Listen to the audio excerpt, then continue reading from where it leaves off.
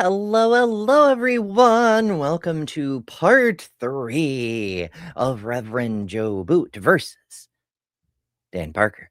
And we've been having an adventure with this one because the subject Mhm. is shit. What is it? Afterlife? Is there an Afterlife, afterlife? yes. Is there an Yeah, afterlife? Yes. You would think it was the subject, but no, apparently not. yeah. So this is a part 3. Parts 1 and 2 are linked in the description.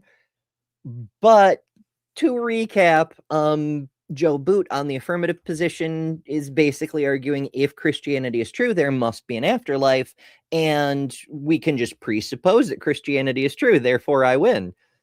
Yeah. And so Dan has been kind of countering the whole, but is Christianity really true though? And there Hmm. hasn't been a whole lot of talk about, afterlives or evidence Afterlife, for or right. against.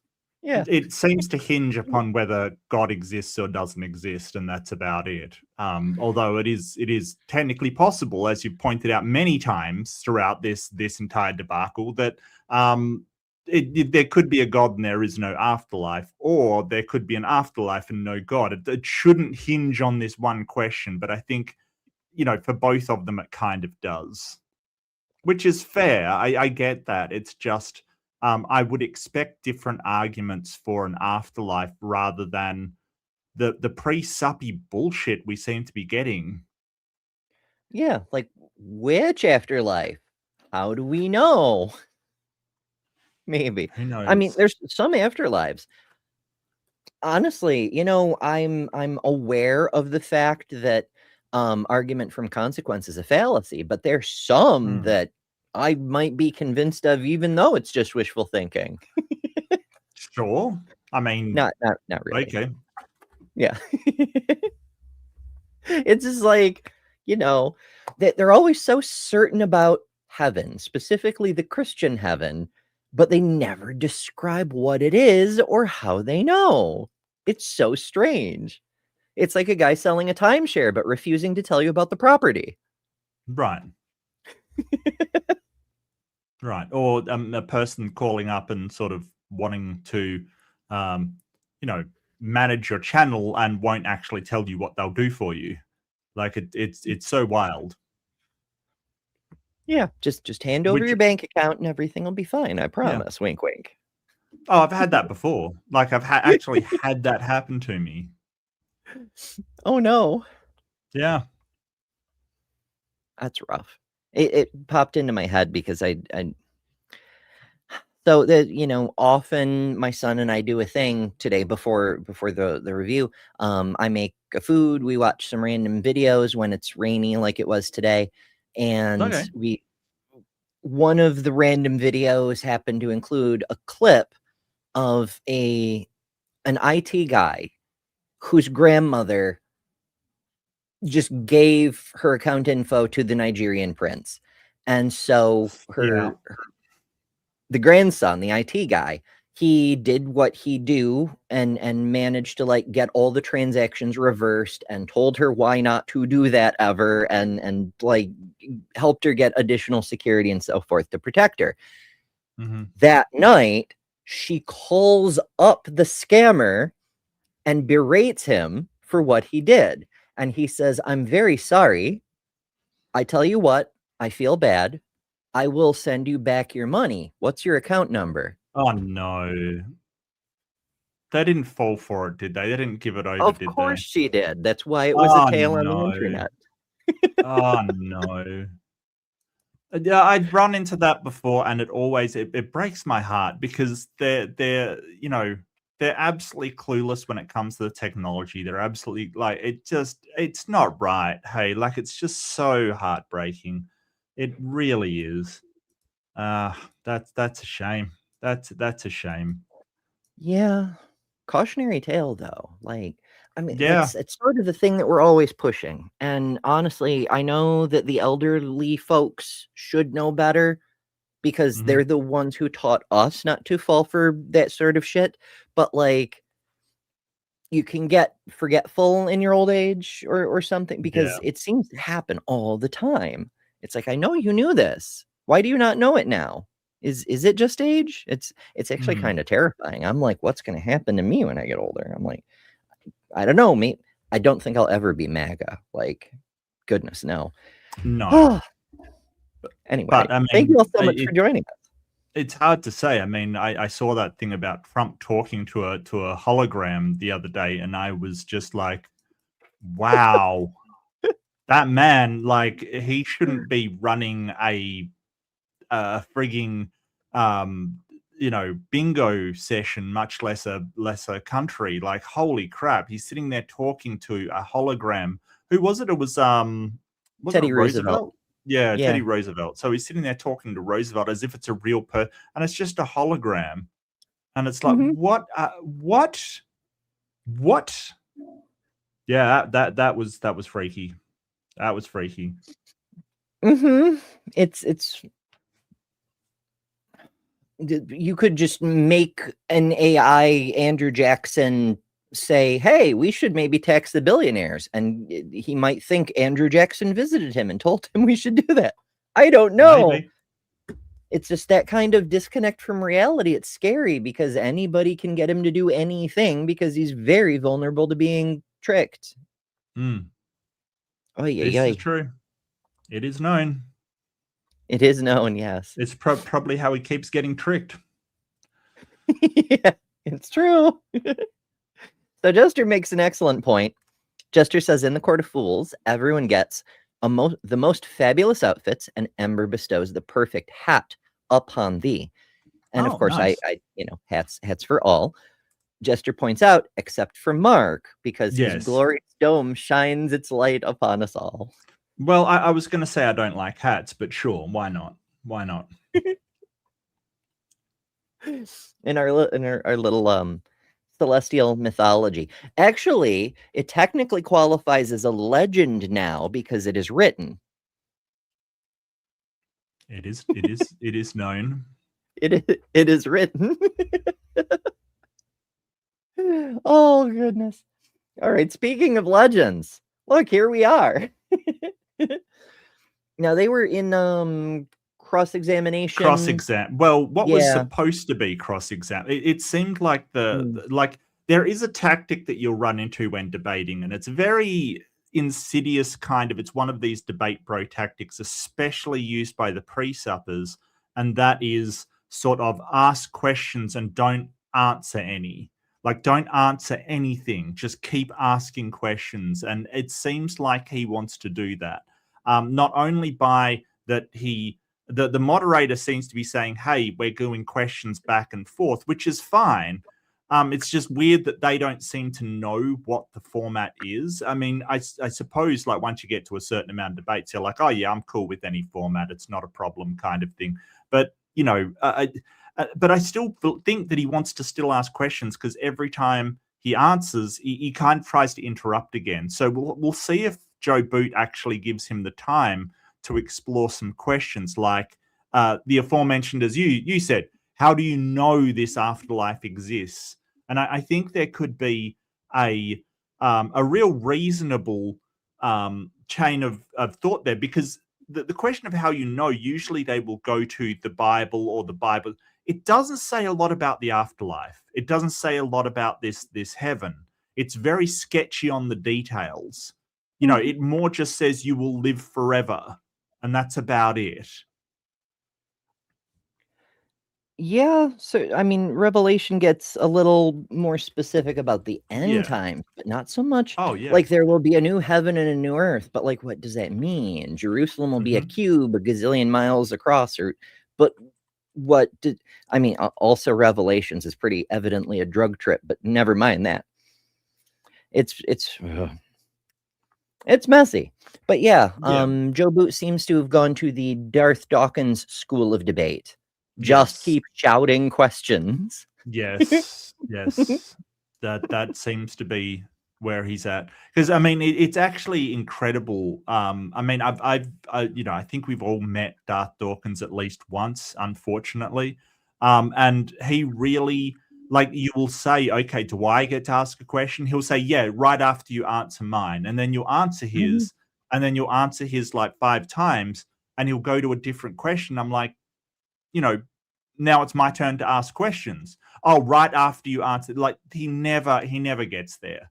It is actually just a tactic, and it is after 10 times of doing that, it's quite obvious what he is doing. He's never going to get to your question because A, he can't answer it, B, it's not on his script, and C, he doesn't like answering questions because then he has to actually take a position on something. And I think Joe Boot's doing the same.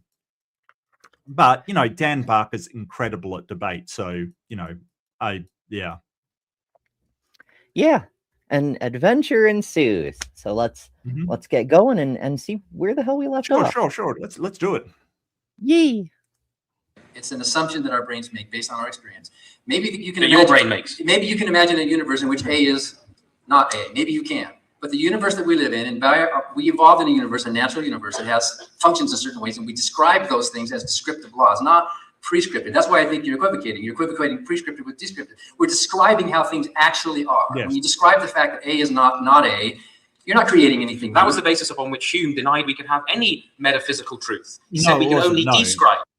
No.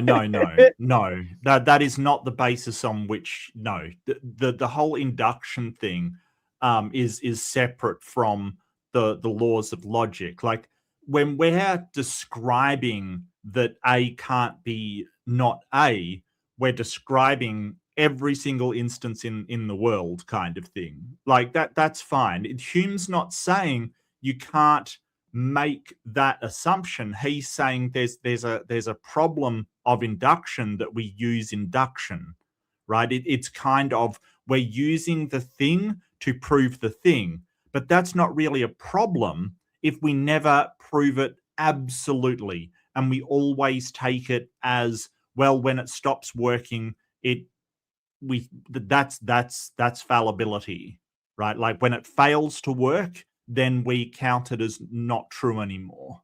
It's just that in the quadrillions upon quadrillions of times it's been used, it's worked. Like it's never failed to work. It's pretty handy. Like, yeah. I mean, it's almost like statistics. Like we can demonstrate that statistics don't apply to individuals. Like you can have a 99% chance something will happen. It doesn't guarantee that thing will happen to you, because that 1% chance is still a valid, real outcome. So there's that. But additionally, while Hume is a valid authority on this topic, it's still kind of an appeal to authority to just go, well, Hume said. Like, so what if he did? Aristotle said a lot of things too. You have to show us why the thing is right, not who said it. I guess that's actually more of a genetic fallacy. It comes from Hume, so who are you to question? You know? Yeah, it's kind of, he's just leveraging an atheist against an atheist, or a famous atheist philosopher against an atheist to try and say, oh, well, it doesn't work, so therefore you can't have an argument because you're an atheist, you have to believe Hume. He may be somebody that prefers to follow the writings of Kant, right? Like it doesn't matter that a philosopher said a thing. You're absolutely right, but he's trying to use it as leverage that, hey, if you're an atheist, you have to believe this because he's an atheist and so are you. It's like, my guy, whether or not Hume is right about induction, and I think he is, although there is ways to, like, there are ways around this, like, fallibility.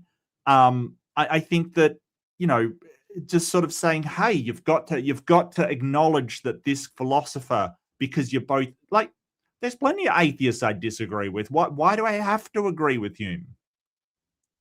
Yeah, I mean, just as Aristotle famously said. See, I'm doing it. You can't disagree. Aristotle said it. Shit, what was the damn quote? I mean, it was in Greek, so it's going to be a paraphrase anyway. But it was, don't believe something just because someone said it, even if that someone is Aristotle. Right. Something like that. Yeah. Well, I now, think there's a lot unless of... Ryan says it. If Ryan says it, then you can pretty much count on it. Absolutely. But I think that like the question then becomes, and this is something you'll see in pre-sup debates, and I like, correct me if I'm wrong, and I don't think I am, but you will see this. It will get into metaphysics, right? This is metaphysics, right? It is not, or it's kind of the almost the meta debate. It's not a question of what is the subject and how do we know it. It's not a question of epistemology. Like, it's a question of metaphysics. Like what is the foundations of why we know it, or why we know anything, right? Like, it's not how do we know the afterlife exists. What afterlife is there? How do you get across how you know it exists? No, it's going to the metaphysics, which is, what's the foundation for knowledge, right? Like, how do we know anything? And you'll see this again and again, because they can't actually come up with a good rationale to why they believe the things they believe, right? It's pre-sup. They just go, I presuppose it's true. I presuppose that God is the source of all rationality, all actuality, or the source of logic, the source of this stuff. So then they go back to, well, I want to talk about, how we know anything at all, or I want to talk about what's the foundation of any kind of intelligibility in the universe. It doesn't matter, right? Mm-hmm. Like, it doesn't matter.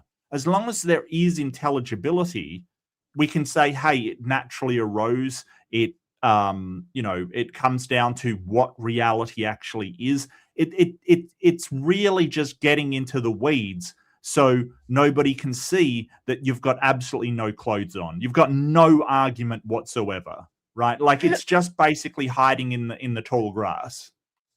From it's Genesis. It's Adam and Eve and Eden hiding from God. Right, So he doesn't right. know they're naked. Well, yeah, it basically, I don't want to talk about how I know things. I'm going to talk about the foundations of knowledge. What does the word is mean? What does the definition of is?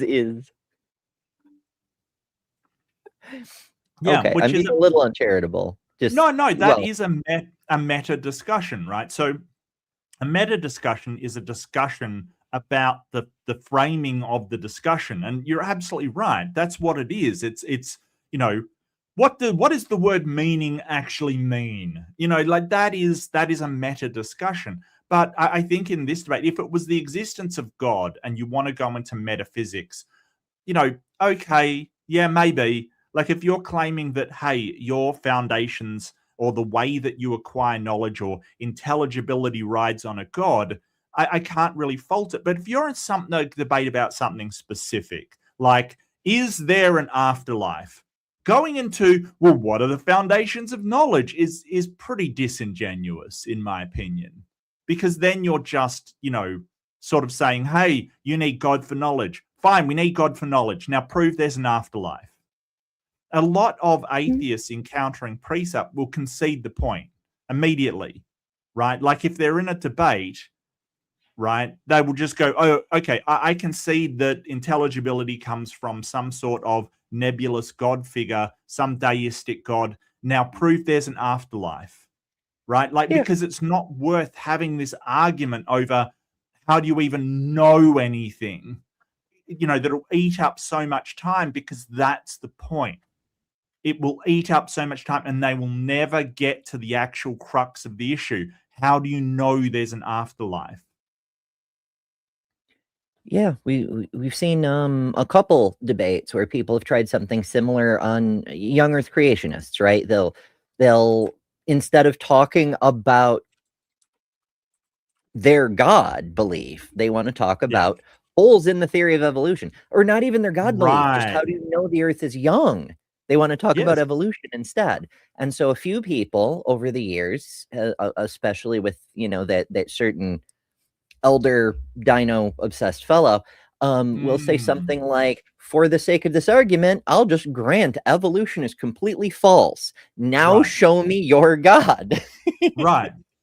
Right, which is why he doesn't debate God anymore, which is just hilarious to me because he's a pastor that doesn't talk about God.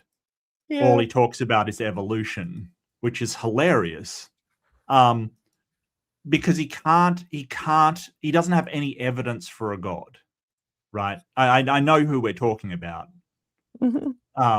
He really has nothing, so he doesn't debate about that anymore because he's absolutely stuck. Whereas when you're taking the negative side, you can just sort of poke holes in things, and you never have to show your work. Yeah, it's a lot easier that way. Uh-huh. Oh, goodness. Well, let's see how this goes. We cannot prescribe. So he said, out with metaphysics. Okay. Right? Fine, But let's you're making metaphysical claims about what can and can't be I'm not known. making a metaphysical claim. I'm course you just are. observing what actually happens in real life. Well, That's what science is. you've observed the properties of matter. Science observes. Science doesn't prescribe. There are multiple theories, atomic theory and subatomic theory. Exactly. So how do you know what the properties of matter are? Or what their emergent properties The answers to science will come through observation. That's what the Higgs boson came from. It didn't come from somebody just writing out models. They come from observation of empirical. No, mathematical models are applied to test whether an observation will somehow the mathematical realities that seem to exist here as ideas correspond to the world out there. And that was the thing. It's the other way around. That was the thing that Einstein was baffled by. He himself said the most incomprehensible thing about the universe is that the universe is comprehensible. Yeah. How can the random event here describe the apparently irrational events out there? It models it. It models that. If you're looking at reality, your brain as it's functioning creates a temporary or hypothetical model which you then test empirically. So we create our own reality. We don't create our own reality. We create our own hypotheses. Okay. We create our own models. And then we test to see whether they correspond. Okay. So this is what I'm talking about, where they don't seem to understand abstractions, right? He's saying that we come up with an abstraction and we test to see how well it fits the reality around us. So we don't, and this is sort of one of the things that I've made abundantly clear to the precepts that I've encountered. Like, the laws of logic are just a representation of how the physical world seems to work. We observe that, hey, this is either a coffee cup or it's not a coffee cup. Anything that we look in the world, that is what it is. And that's sort of an abstraction that we've used to describe the world. But it doesn't mean that the laws of logic just exist in our heads, right? We're describing something in the world physically, right? Like, as I said, they understand that the theory of gravity is a model to explain how gravity is working, but it's not gravity itself, right? Like, they understand that. But they don't understand that the laws of logic are a model to explain how reality is working, but it's not reality itself. And they don't seem to understand that, which is weird, right? It's essentially the same thing. So sorry, go ahead. There's of course there's that distinction between the abstract and the concrete, and that gets blurry. Apologists utilize that blurriness, especially for people who aren't well versed in this sort of stuff, who don't really get that they're separate things. I mean, hell, Plato made a whole school of thought over it, and the very next generation of students took it fucking literally. But on the other hand, the apologists who actually do believe their own promo material, as it were, they may not see this distinction themselves because they think their imagined abstract concept is a concrete. That's a very good point. Yeah. So we're talking about Platonic ideals. So Platonic ideals are kind of this bullshit thing where you say, hey, all chairs same this idea of chairness, and that chairness actually exists somewhere on some sort of metaphysical plane, some alternate dimension kind of thing, which I think is it is really unnecessary. It and a lot of the things that we call something, it may or may not be that thing, right? Like there is nothing to say that, hey, a chair has to be a chair, and a tree stump can be a chair. When does it become a chair? Well, when does someone decides to sit on it? Well, does that create the Platonic ideal of chairness, or when is it create? Like, there's a lot of questions and a lot of problems with Platonic ideals, mostly around like when they're created and how they exist when that functionality is removed. So there's all kinds of questions around that. But yeah, some of them do think that this abstraction that we sort of share, like I will say a chair to Ember, and Ember will know what I'm talking about. But not really, because if I say, hey, there's a chair over there, I may be talking about a beanbag. And what if Ember doesn't consider that a chair, right? Like I'm considering it something you sit in, right? Like it's just this problem with, and we have miscommunications around what I consider that label and what somebody else considers that label. And so to me, this confusion is entirely explained by nominalism, just that we have a label for things and we will share that with somebody who might not have the same label for that thing.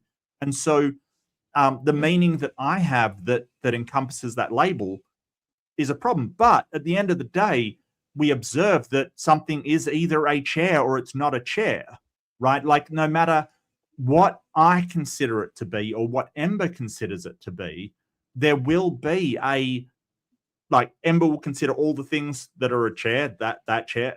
Something won't be a chair and not a chair at the same time. Like it will either be or it won't be.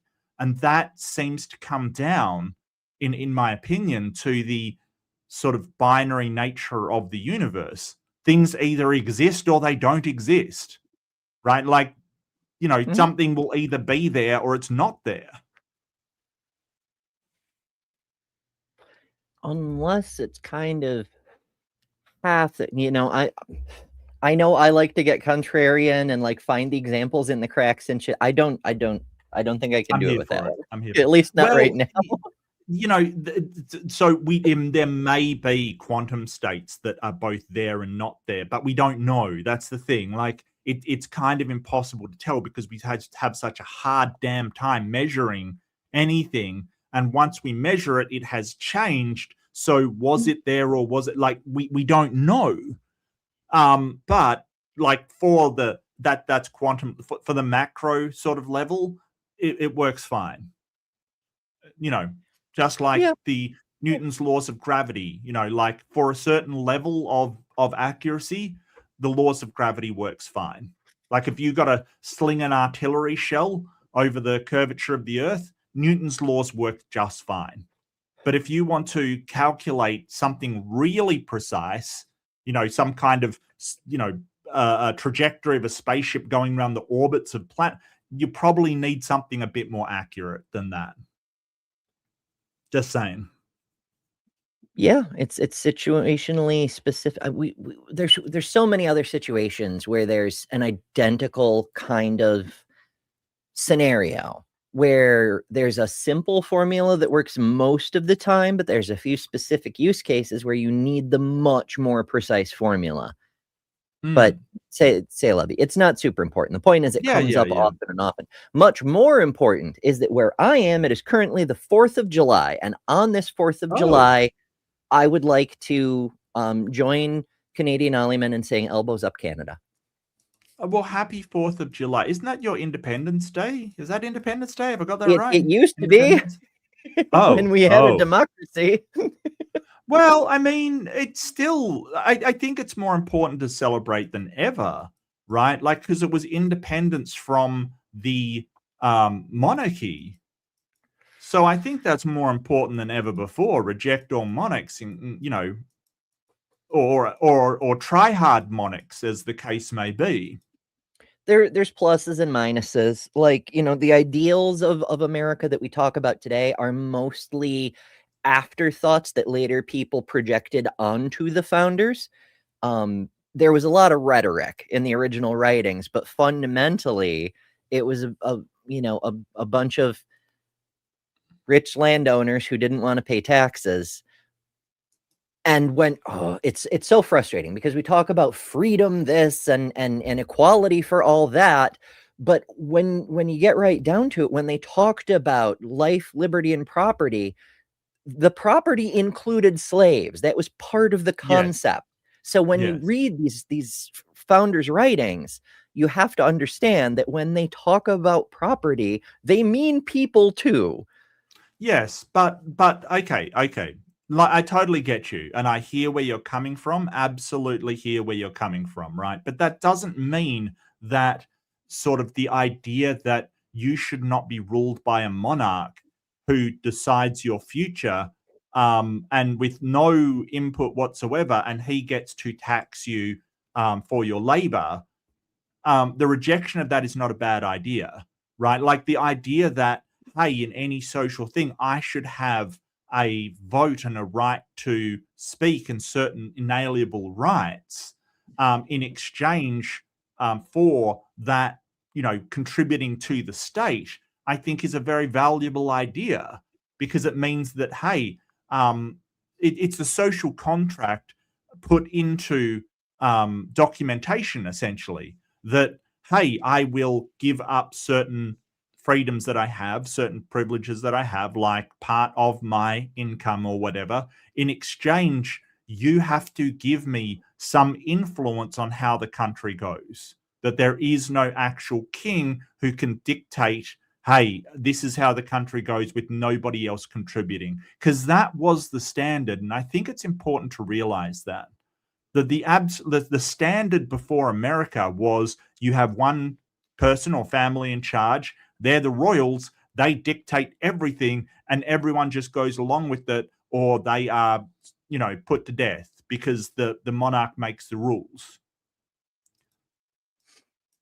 Like, I think that's important that was rejected. It's true. It's a step, and it's a valid step. It's just, I don't know. I don't care for the propaganda, and I don't care for what's happening now. The fact that it's the 250th anniversary, a quarter of a millennium, like we're almost old enough to be a real country, But the fact they're using it to prop up an authoritarian regime that is so incompetent, their fucking fair is falling apart, and their pool is full of algae, and I realize that these are cosmetic features. They're laughable features, and we laugh at them so we don't cry about the gross human rights violations and the fact that there's secret police murdering our citizens in the streets. It's not a great time over here. But yeah, well, that's a, okay, 250 years seems like a small amount of time, but what you've got to realize is that no fascist state has lasted like more than 50 years, kind of thing. Like they collapse almost immediately. Like they are absolutely terrible. Hang on a second. What was the longest lasting regime? While you're looking that up, one thing that is long lasting is the Cosmic Kyle. Kyle's here, taking a moment. Is it cloudy where you are, Kyle? I don't know. Anyway, Kyle's been a member for 11 months. Thank you so much, Kyle. Yay! And Kyle sends oi and emojis that actually show up on the screen, which is neat. So the Estado Novo in Portugal is established. Okay, so that was 41 years it lasted. 41 years. That's longer than I would have expected, but well, I mean, it depends what they're doing. Like Spain's definitely didn't last that long. Germany's didn't last that long. It depends on what they're doing, but they will collapse in very short order. Yeah, incompetence is kind of a central facet of fascism. Ay. But good news. Kyle sends us a $2 super chat. Thank you so much, Kyle. And says spooky season starts at midnight, which is canonically true. I mean, it is written. There it is. Spooky season. Okay. Yeah, the next holiday that most people care about is Halloween. So it's all Halloween. Wow, okay. All right. Hey, I'm all aboard. Absolutely. Actually, I watched a couple of horror movies last night, so that's on brand. What I watched? I watched Heretic with Hugh Grant, or Huge Grunt, as I often call him. Really good performance. And I watched the Australian one recommended to be my Maya, and that was Talk to Me. And that was tight. That was a tight little horror film. Really good. I really enjoyed it. Couple of plot holes, but hey, really good. Both were fantastic. So, you know. I don't think I've heard of that one. Let's see, 2022 film? Yeah. Australian. Really Okay. good. Really tight. Like, not perfect, but a really tight little horror film, which really good. I did enjoy it. And so a big shout out. If Maya recommends a film, definitely watch it. She's got great taste. Hell yeah. Oh, and this film, like, fuck me. I read up about it. Like, sorry to swear, but I read up about it, and it got banned in Kuwait because one of the actors, like not even the lead or the female male lead or whatever, they are a trans non-binary person, and so it got banned in Kuwait. I'm like, oh, seriously? Just one person in the cast? I mean, come on, like, just relax, people. I mean, even if it was the lead, I would have gone, come on, relax. And they did a great performance. I was like, really, you're going to miss out on a good film because, like, if there's a good film and one of the actors is in MAGA or something, I'm still going to watch. I'm not going to ban the film. It's like, come on, seriously? We're doing this now? We're like cutting off our noses to spite our face? Or what the hell? Ugh. Yep, the world's getting pretty regressive. It's an oof. Sterling says, you never get in the same river twice. It's always changing. It's deep and swift with lots of swirling eddies this year. I mean, well, that's kind of true. Yeah, I thought that was wrong. going somewhere else, but I guess you never hear the same version of that argument twice. It just that example that no man crosses a river twice because it's a different river, and even if he's only had one brief experience, he's a different man.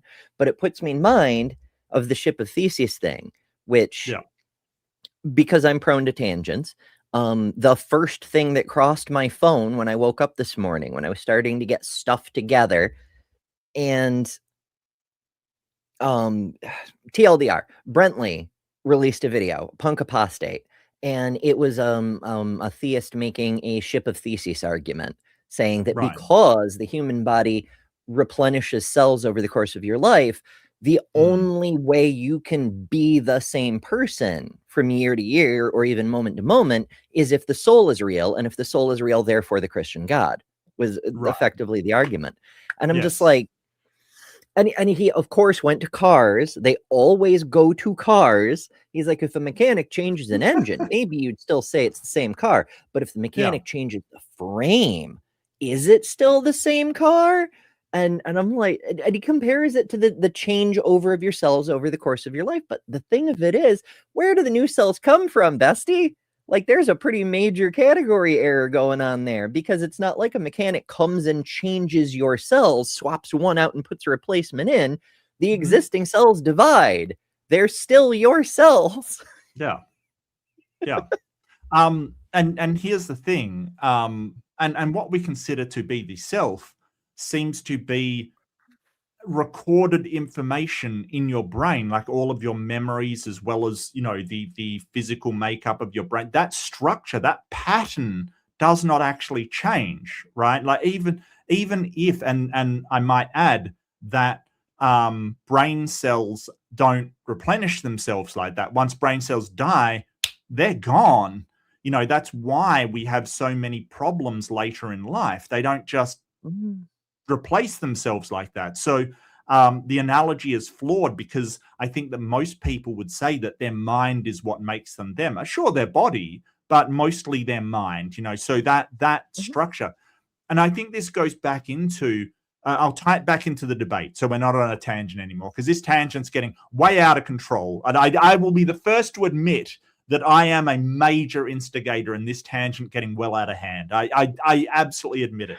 But this is sort of the thing. Like, you have a river, and the river itself is real, but it's kind of an abstraction. It's kind of an emergent abstract thing, because it's not the same water all the time, right? So if we're saying, hey, that's the river, it's that body of water, well, that body of water has just progressed down, miles away from now. It's the whole thing, even though, that actual water may go out to the sea, the flowing of the water is what we are calling the river. And it's kind of an emergent property of the physical structure that is flowing out to the sea, right? So this Boot guy is kind of like going, well, because of Hume, how do you know the river's always going to be there? That river could just, fly in all directions and head back up to the sky for all you know, because of induction, right? It's kind of like, yes, but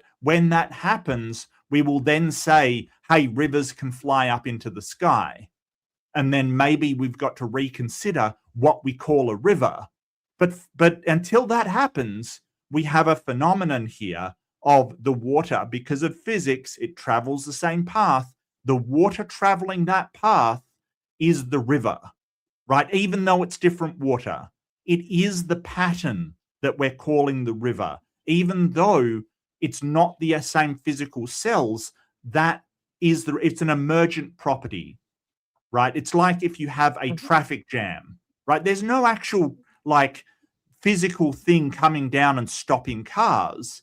It's an emergent property of cars. Like there's an accident, cars have to go by, and it creates a traffic jam. Even though that thing is real and an actual thing, it's not, somewhere out in the void if you take all the components away from it, right? If you take all the components away, traffic jam doesn't exist.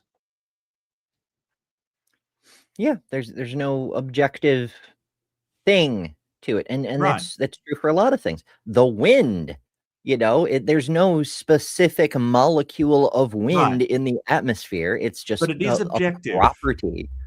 Right, it is objective, right? Like it's not like it is a emergent property of the underlying components, right? Like it is not a thing in and of itself.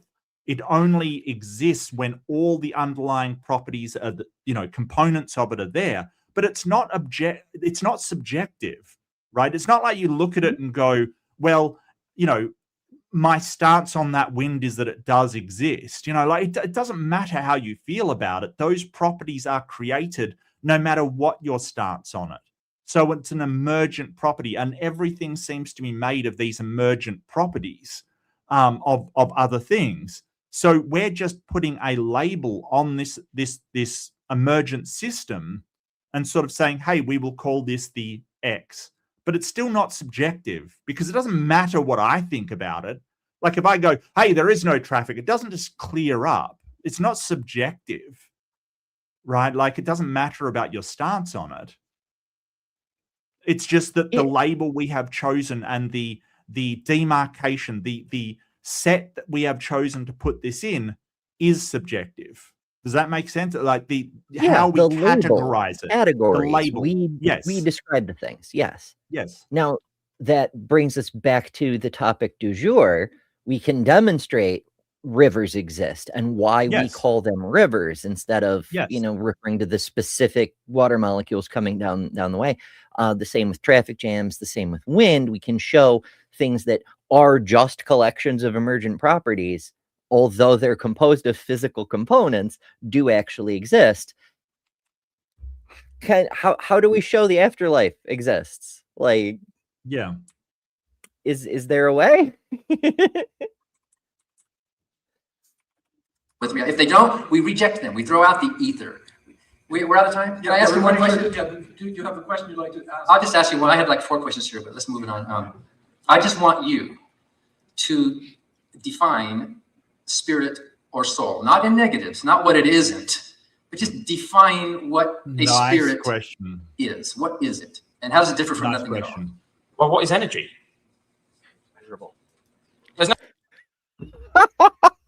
Okay, so follow-up question, what do you mean by energy? I mean, there's energy in physics, which is basically energy in physics is the ability to do work, to do something, basically. So there's different types of energy. There's electromagnetic energy, there's kinetic energy, there's potential energy. All of these have different meanings to them, but they all basically have they have at least a potential to do things, to do work, to cause something to happen, right? So if we're talking about potential energy, it will have it will be converted into kinetic energy when it connects with something, right? Like, so what does he mean by energy? Yeah. Like, in fairness, that was a mistake on Dan's part to over specify and be like, and how is it different from energy? Like, just leave that off and make him just define a soul, damn it. Just define a soul. Let's go from there. But on the plus side, Left-Handed Jedi sends us a super chat for $2. Thank you, Jedi, and says, induction, what's your wave function?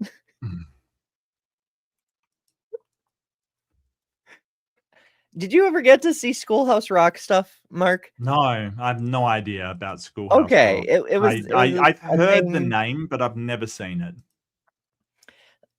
They were like brief cartoons, and I should say so for anybody else who isn't exposed to American propaganda through their whole childhood.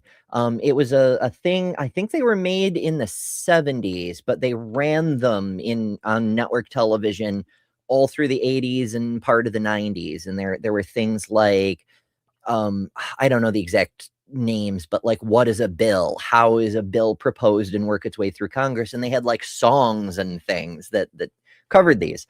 And one of them had to do with a part of language, conjunctions like and, for example, and explaining those. And it was called Conjunction Junction. And it was like about junction. Yeah. Dang. It was like trains or something like that. Like a train junction was the metaphor they were using to try to explain it. It was actually kind of nifty, but also kind of cringe at the same time. But it's burned into all of our brains now. Okay. Yeah.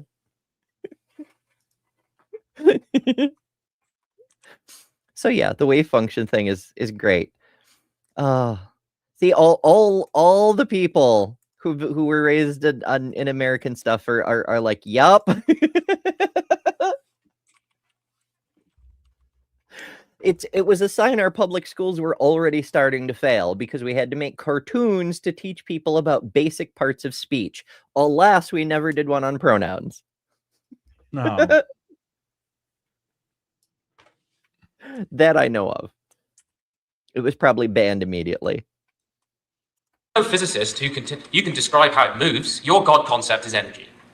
There was some pre-existing fluctuating sea of probably eternal energy of some sort. That's not a God. Well, it's a divinity concept. It's that on which everything else depends. That's not a God. Well, by whose definition? You're asking me to define God. Now you're defining God for me. A God is a personal being. A God, by definition, is a personal being who created and maintains. Not according to the Buddhists and the Hindus, God isn't a personal being. Well, according Well, to then you, that's not a God. hold on. This is getting into wild territory because he says, "What's the spirit? It's energy." Now he's saying, "What's God?" And he's like, "Well, listen to Boot about what God is." So I've got some criticism for Dan Barker here. He should be just listening, like sort of pressing on. Well, what are you saying it is? Like he's sort of saying, "Hey, the Christian version." And look, honestly, I have no doubt that Boot thinks that it's not the, impersonal God of Buddhism or the deist God of, Unitarian, whatever. He will believe in the classical God of theism. Almost every single precept does, right? Some sort of God of like personal, timeless, spaceless, et cetera, et cetera, et cetera. That he will. But by Dan sort of going down that route, Boot's now arguing for a different kind of God. And this is where the precepts want it. They want it in this vague, undefined idea of what God is, so they don't have to talk about specifics. We've seen this time and time again. I've even seen somebody on Darth Dawkins, right? We brought him up earlier. Like Darth Dawkins going, "Oh, there is a God." And that somebody said, "Yeah, I concede it. Now talk to me about Jesus." And he doesn't want to. even though he absolutely thinks that Jesus is his God. You know, like he doesn't want to talk about it. So sort of getting stuck in this, well, this is the God you believe in, just gives Boot an opportunity to go, how do you know? Maybe it could be this God. Maybe it could be that God. Maybe it could be the other God. Yeah, just show me the damn God.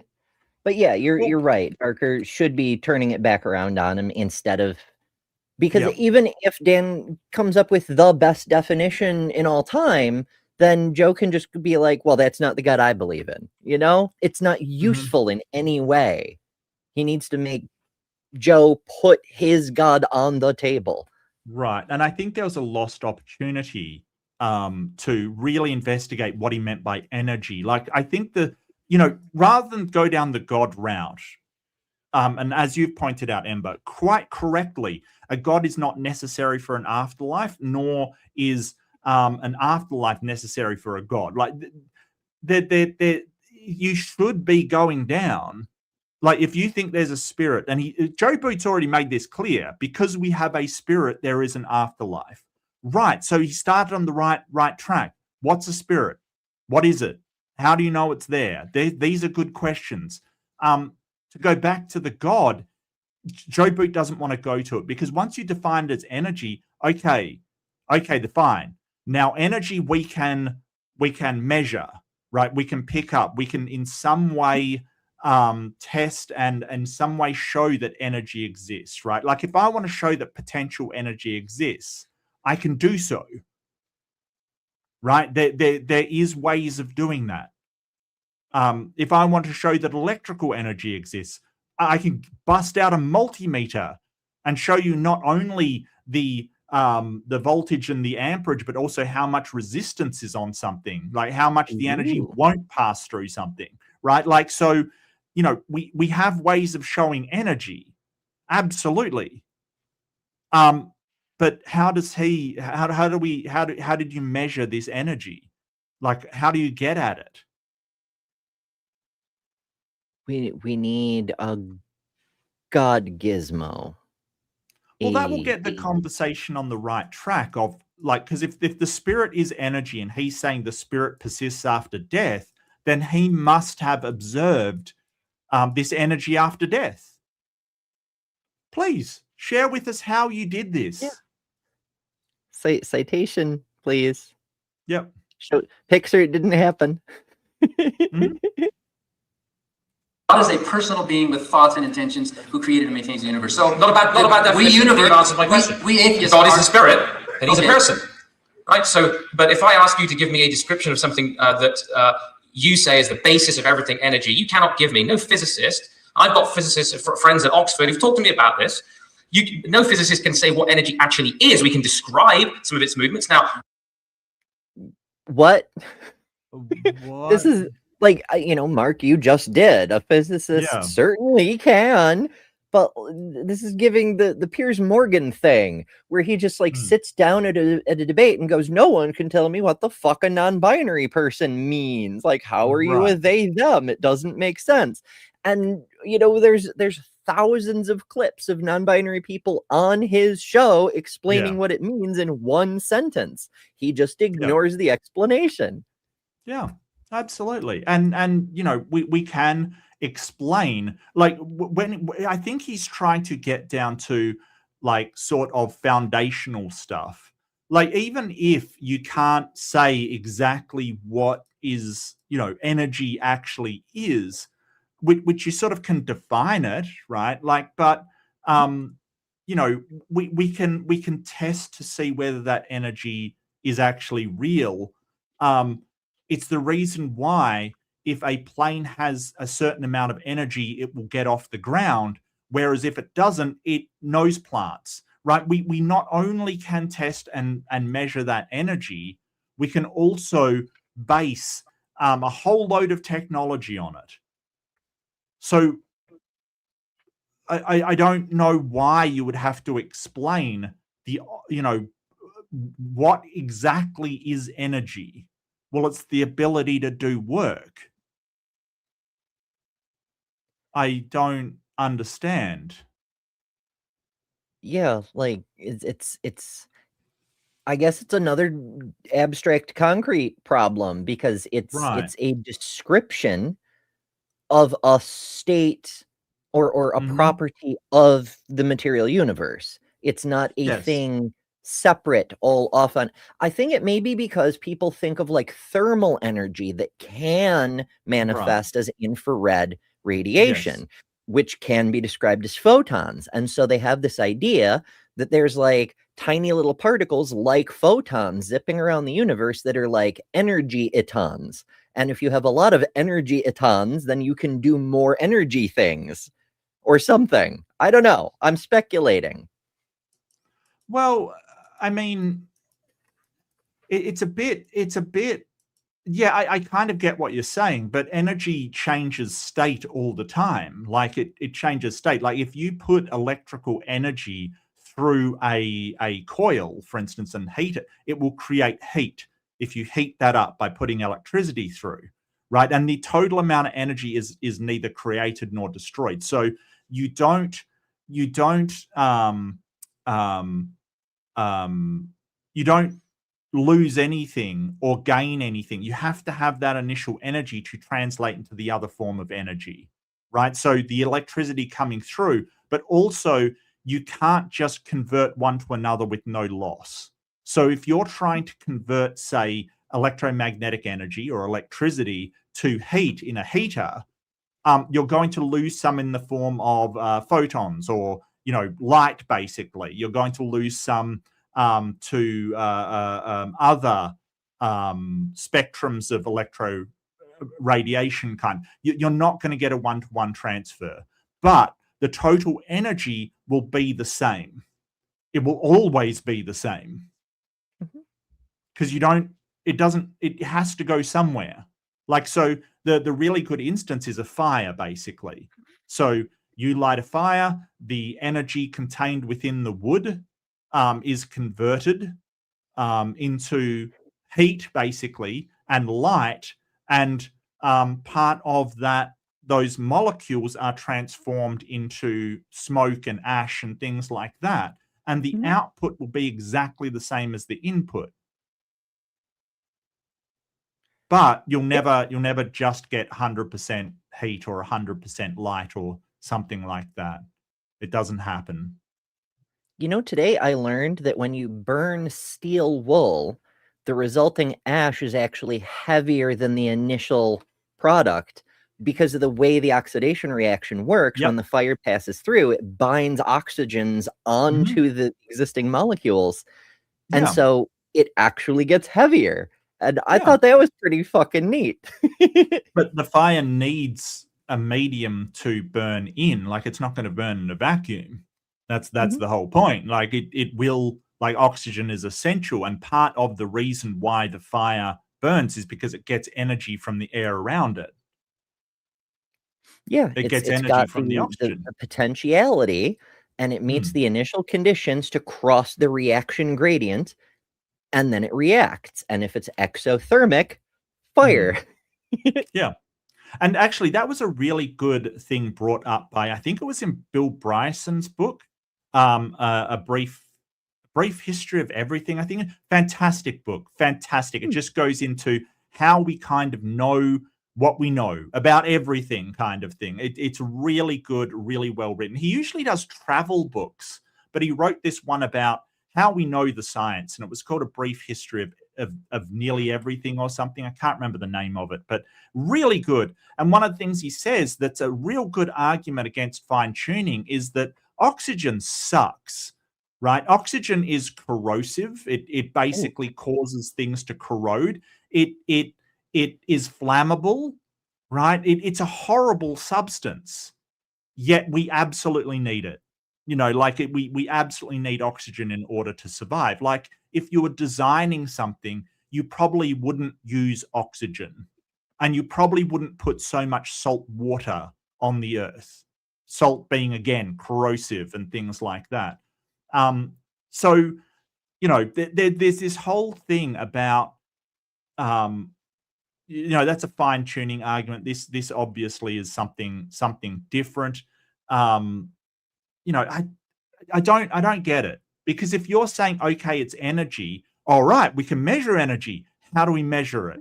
How do we know that this thing exists? Because when we do try to measure the energy, it doesn't seem to exist. Where does the energy come from? Where does the energy go? Is there an energy Cotton Eye Joe?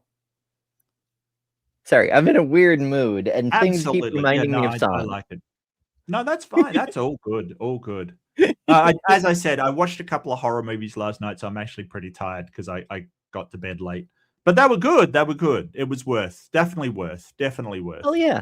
Hell yeah. I'm always looking for more good horror movies. I used to, when I had time for podcasts, I would listen to one with I think it's one of the creators of Welcome to Night Vale, and maybe it's the narrator. I can't quite remember. It's been a few years, but they would discuss horror movies, and a lot of their recommendations were really good. Like I heard about Ginger Snaps from them, which is okay. If you aren't familiar, it's a werewolf story, but the person who becomes a werewolf is a redhead.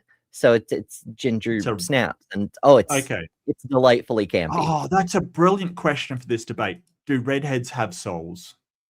I'm sorry, all the gingers out there. I'm sorry. And plus, you know, according to Tim Minchin, only gingers can call gingers gingers. That's their word. And if you haven't seen that song, it is hilarious. Absolutely hilarious.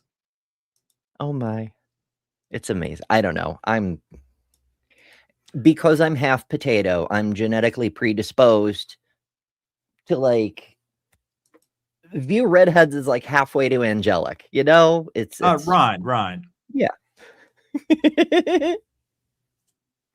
Gates McFadden probably she's like the doctor incarnate in that whole gender. It's not important. I think red hair will, like, I think natural red hair will eventually be seen as something really desirable because it is a recessive trait. So it's, you know, going to get less and less throughout time, kind of thing. Doesn't mean it'll disappear. It just means that it'll get more and more rare as the population grows. Yeah, it's hard to say. It's cropped up a few different times in history. We found different populations with redheaded genes, and they're different genes. Yeah.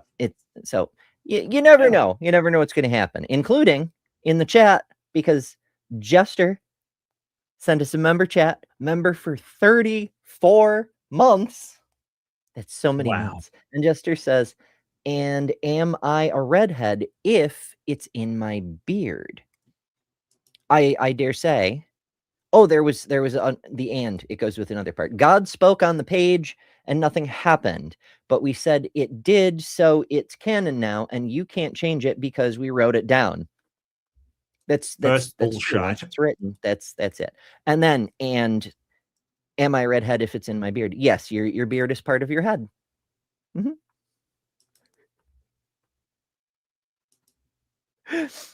I think it's possible.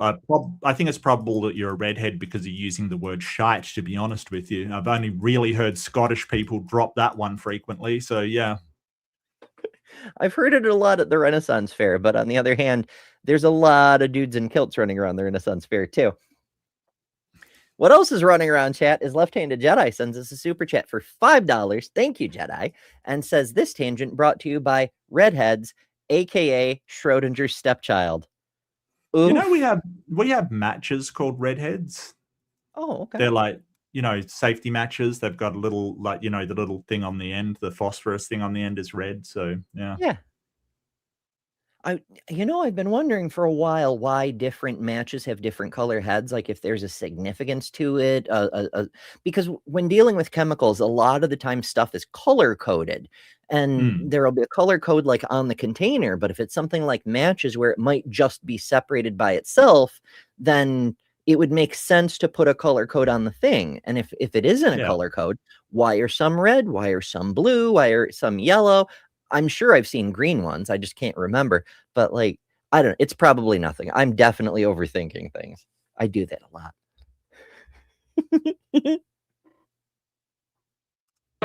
in terms of the Christian concept of God, the Bible gives us a revelation of a personal God. That's why he's called the God of Abraham, Isaac, and Jacob, the God and Father of our Lord Jesus Christ. He's known by his actions, his activity, and history. In the same way that you would want to say, well, energy is understood by the way it moves, by the way it acts. God, yes, he is for us in terms of our understanding of in Christian revelation. He is personal, and because he interacts with persons. He's made a personal universe in which we can have.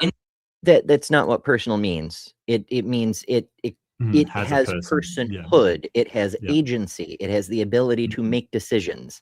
Yes. As opposed to just being a force. Yeah. Yeah. No, it is sort of saying, hey, it interacts with you personally. And it's like, no, that's not really what personal means. Personal God means that it has personhood, not that it interacts with you personally. Yeah.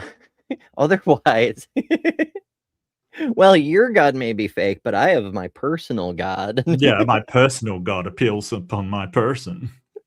Yeah.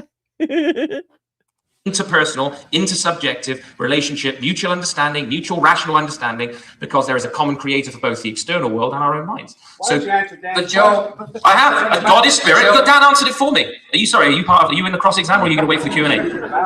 But I want to know, Joe Boot has a spirit that's going to survive the death of the body. What is that? You say it's a thing. It's an immaterial thing. What is that thing? It's the seat of personality, will, and intelligence. But what is it? Why can't, if you can describe those things in purely physical ways? Well, it's non-material. I can't. This is the whole. That is why this is a worldview-dependent question. A non-material what? A non-material what? What is it? Being. What does that mean? Well, what is being? You tell me. Right here. Okay, so being in philosophy usually means a state of being, so an actuality. So if we're talking about, because a lot of the time the theists conflate this all the time, that they said, the universe, when it formed, it was, formed by some sort of being. When you're talking about being in philosophy, you're just saying a state of affairs kind of thing. But the question that what Barker should be asking here is, how do you know, right? Like, what is your epistemology? How do you know this exists? You've already gone to, well, the Bible says that God exists, but how do you know this spirit exists? Oh, because the Bible says it. And then, well, how do you know the Bible is true? And about this time, the precept will do anything possible not to talk about the Bible, right? And the reason why is because if they say, well, the Bible says so, you really have to say, well, because the book says that it exists. Like, how did you confirm this? Because other books say that Krishna created the universe, but you don't believe that. So why do you believe this particular book? I mean, I would love if the precept drags the Bible into it. That's fantastic. That's really good. They never do. No. No, they never do. And Joe Boot just did. And did Barker miss it? Well, they love to bring in a whole bunch of stuff that isn't the God that's described in the Bible, and then claim that's the God described in the Bible. Like, often we see, especially precepts, but not exclusively precepts, they get on this wagon of, well, what does being mean? For being to have any sense at all, you need a Platonic foundation underlying reality that is being itself. It is being to give being meaning. So for things to be requires it, and it's a whole line of very bad logic that ultimately boils down to reality existing proves God. But which God? They can't connect that dot, And also it's not true. But also their specific God, it's demonstrated in Genesis itself that it depends on pre-existing things that already be, you might say. Right. So it's a mess. It's a terrible argument. But sort of in colloquial language, we sort of we generally think of being as a human being, right? Or a person that be, a bee person, that person be a being, right? Like an alien being or a human being or, some sort of being. That's not Like being when you talk about in philosophy is just the state of being, like something that is. It's like a state of affairs. That's it. It doesn't mean a agent, right? Like, so the word agent will generally be used for a personal being, right? Something with autonomy, can make decisions, has thoughts. That is an agent, not a being. So I think he's using a lot of sort of, I don't know, maybe he is, maybe he isn't, but I feel like he's sort of, you know, conflating a lot of language throughout this, like energy. Yeah. And it's so silly because he knows Dan can answer these. He's trying gotchas on a person. Yeah. Like, it might work on college students, but this is Dan Barker. What the fuck? I don't know. I just work here. I have atoms. I have material. I have a head. I can touch you. There are multiple views of atoms and atomic theory. Ernst Mach did not, but he thought they were useful fictions. There was a whole school of scientists and philosophers who So a followed him. spirit is a physical thing? No, spirit is something that we cannot describe in terms of the physical property. What you're doing is you're Well, saying, how do you hang on a describe second.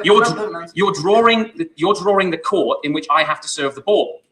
You're saying that the only things that are real are material. Therefore, if I can't give a material empirical description of spirit, it doesn't exist. Well, do you have any definition of?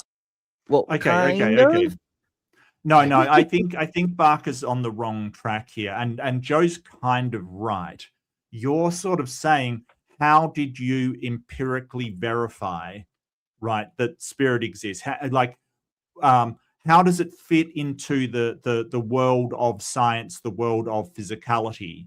You don't need to do that, right? All you need to do is press on it. How do you know it exists, right? Like, because you can't touch it, you can't see it, you can't smell it. Okay, that's fine. I got you. You've got this immaterial, incorporeal, invisible energy, as you call it. If we can't measure it, or if we can't detect it, how do you know it exists? And he touched on it just previously. Oh, the Bible says, okay, well, let's go to how do you know the Bible is true? Because the only way we've been able to verify anything is empirically, right? Like, there's been so many things that people have said, oh, you know, it's beyond the veil or whatever, that we can't possibly confirm that it exists. And there is no way they can confirm that it exists. Like, so how, like, but this is getting to the actual debate, right? So it's not just, I mean, if you want to keep on, well, how do you describe it? Yes, you can do that, because I think his description is flawed. Because if he's using the scientific term of energy, we should be able to detect it. And if we can't detect it in science, like, it's funny because Joe's sort of saying, hey, you're trying to bring me into the scientific realm, while appealing to a scientific term, energy, to describe his soul or spirit or whatever. So Dan Barker isn't the one bringing him into this. He is. So if this is energy, how did you detect it? And if you can't detect it, how do you know it's there? How do you know it's real? And if you're going to say, well, a book says it's real, how do you know the book's true? Mm-hmm. Like, forget empiricism. Just show us something we can verify. Right. And then the question then becomes, how did you verify it? What is your methodology for verifying this to be true? Because anybody can look at a book and go, hey, it says that you know, the my farts have an energy that stays around for, like, anybody can say anything in a book. How'd you actually verify that?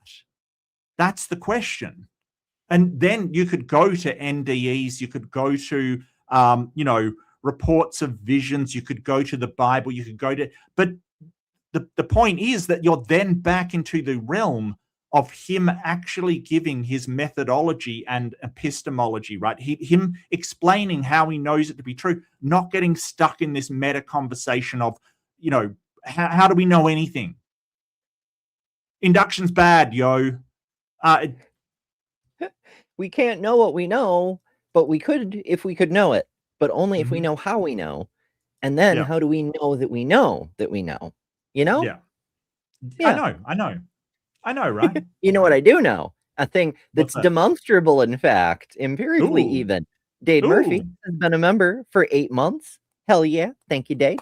Do continue to enjoy all the fun emojis and other assorted goodies. We've got mark emojis, and we've got the ta-da emoji, and of course Ember and boobies and dumpster fires and all sorts of good things. There's a ton of neat stuff in there, including a new one, by the by. It Oh. is Disability Month, Disability Pride Month specifically. Disability Awareness Month is in October. And holy shit, we need that more than I suspected. There's a lot of people here in the US who see the word pride and just attack. So I made a new space flag, the Disability Pride flag, out of space. It's added into the inventory and whatnot, but it's also an emoji here on the channel. So enjoy that. Cool. And, you know, feel Awesome. free to hit bigots over the head with Awesome. it, because fuck bigots. But anyway, Dade objectively exists, and we can demonstrate it. God is supposed to be so much bigger and more evident than any single mortal, yet we can easily demonstrate Dade exists. And we're over an hour in struggling to demonstrate God exists instead of talking about the afterlife. It's kind of silly. Spirit, what it is. You know what I mean? How does it differ from just an idea? It's not material. And not material what? It's the center and seat of will, personality, and intelligence, and it isn't material. Well, It cannot be, which simply means it cannot be reduced to the biochemical functions of the brain. a brain is the center and seat of a personality, right? So is the spirit a brain? No, the brain is the organic aspect of our being that interacts with our soul or spirit in a way that we can't fully describe. So spirit has physical properties. It interacts. No, it doesn't need to have physical properties to interact with, in the same way that obnoxious. He's asked, like, I'm sorry, I've got to be critical of Barker here. He's asking the wrong questions. He's asking what it is rather than, well, if it can't be detected, how do you know it exists? Because something that can't be detected, that cannot be sort of, you know, something that can't be accessed at all, right, that is indetectable, is indistinguishable from something that doesn't exist. Indistinguishable. Mm-hmm. And if you're saying, well, we can't understand it, well, that's indistinguishable from something that doesn't exist. Yeah, if I mean, even if in some theoretical way a thing that doesn't exist could be said to exist, or if a thing is indistinguishable from a thing that doesn't exist, then in what meaningful way can it be said to exist, even if you can pose a hypothetical to suggest that it could technically exist, even though it's indistinguishable from something that doesn't exist? It's not very useful. Well, the question really is, and here's the question that you should be asking. There's lots of things that are immaterial and we can't seem to access them. We can't seem, and they don't exist. How do you distinguish between the two? How do you distinguish between something that is immaterial, incorporeal, unable to be detected, and something that does not actually? How do you actually work out which is true and which isn't? Mm-hmm. Here's another thing that I can objectively demonstrate exists. Sapphire Plushy Sorceress Light, member for 10 months, thank you so much, says these are some of my favorite things, Booby. And of course, Booby. She's referring to the custom emoji in the chat, which is in fact my Booby. Well, and it is soft and it is perky, and I love to squeeze it on camera all the time. It's delightful. And I'm glad it should be two of those. Like, it should be two. I'm just saying. Or Human Tommy has 3 boobies. Okay. Tommy, have you been watching like Total Recall or something? Cool kids will get the reference. You know what's really funny? I realized the view counter in the studio updates, I don't know, like 4 times a minute or something. But it just so happened that while I was playing with my boobie, the view counter doubled. Just Nice. bloop. Thought, on your worldview, you've got to have thought interacting with physical properties. It's somehow an emergent, thought has to be an emergent property of matter in your thinking. It's not a property, it's a function. A function, then, that's equivocation. A function of, is thought the same thing as a rolling marble across the floor? No. Would you? Well, To be clear, that's not equivocation. no. Equivocation is when you take one word and then pivot on which meaning, like a word that can mean one thing in one context and one thing in a different context, and you switch from one meaning to the other mid-sentence. That's equivocation. When you use 2 different words to describe similar concepts, that's not equivocation. If you want to use 2 different words to describe the same concept, that's just synonyms. Yeah. I don't see why a thought could not be an it's not really an emergent property, though. I mean, it's a product. It doesn't, it's not really. It's like saying, a computer processing a thread, for instance, is an emergent property. No, it's just what we label the process. I don't. It's not really a property in and of itself. That's the thing. It is just. Yeah, I mean, I guess you could call it that. It just seems slightly off to me. I get what Barker's saying, though. It's just like what you're doing is assigning a label to a process that's going on, and saying, "Hey, that's a thing in and of itself." Well, no, there's various processes, and thinking is the process. It's not really a thing in and of itself. Right, like he was talking about way back in part 1 with digestion. It's not Right. a thing, it's what we call a process. Right. Call digestion a property? Oh, what did I just say? Yeah. I'm a prophetess, apparently. Apparently. It's a function. Digestion is a. What's that? I didn't say anything. Oh, okay. I don't know. It's hard to tell sometimes because Joe Boot. I've got Kyle Butt in my head now because of the boot and butt joke from part 2. Yeah. But the boot and butt. Compose yourself, Ember. In any case, he was trying to interrupt, and I thought you were trying to say. And in any, we can. Yeah, it's fine. Function of the tissue of the digestive system. But it doesn't exist. How can you equate intelligence, thought, which you've already admitted cannot be reduced to the semiotics, cannot be reduced to the ink and chemistry of the paper. Information science has shown that information is carried on physical things, but the physical things are not the information. We have. Well, that depends on what you mean by information, because in certain models, information refers to the characteristics of the physical things. Yeah. Like which direction it's going, how fast it's traveling, so on and so forth. But again, that's just our labels. Yes. So we can understand and communicate with each other. It doesn't change the physical properties of the thing to describe the physical properties. And like when you get down to it, there'll be a demarcation somewhere along the line between information and data, right? Like information is the stuff being carried, while data is just the properties of it, essentially, that we then say, hey, it's going like so. Information has to be carried between sender and receiver kind of thing.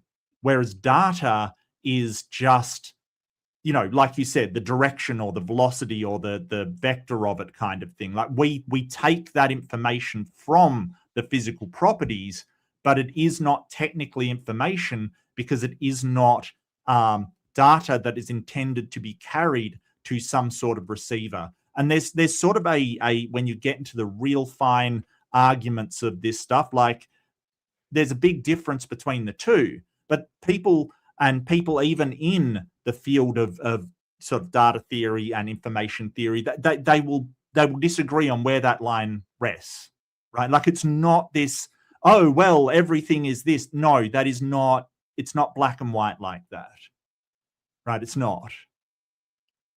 Yeah. It bothers me a lot because, I mean, in physics, we run into, without even apologists, just in physics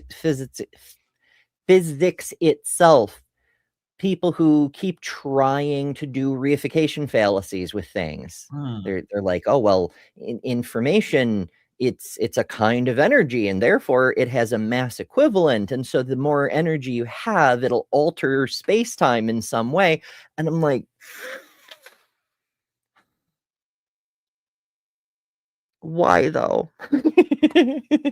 I don't know. Yeah.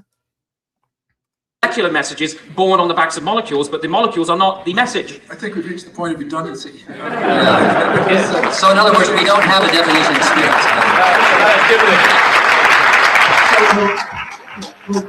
Okay. No, I would agree. I don't think spirits got a real good definition behind it, this debate. I think that he is just appealing to what we don't know about it. Like Joe Boot is just saying, hey, we can't see it. It's this.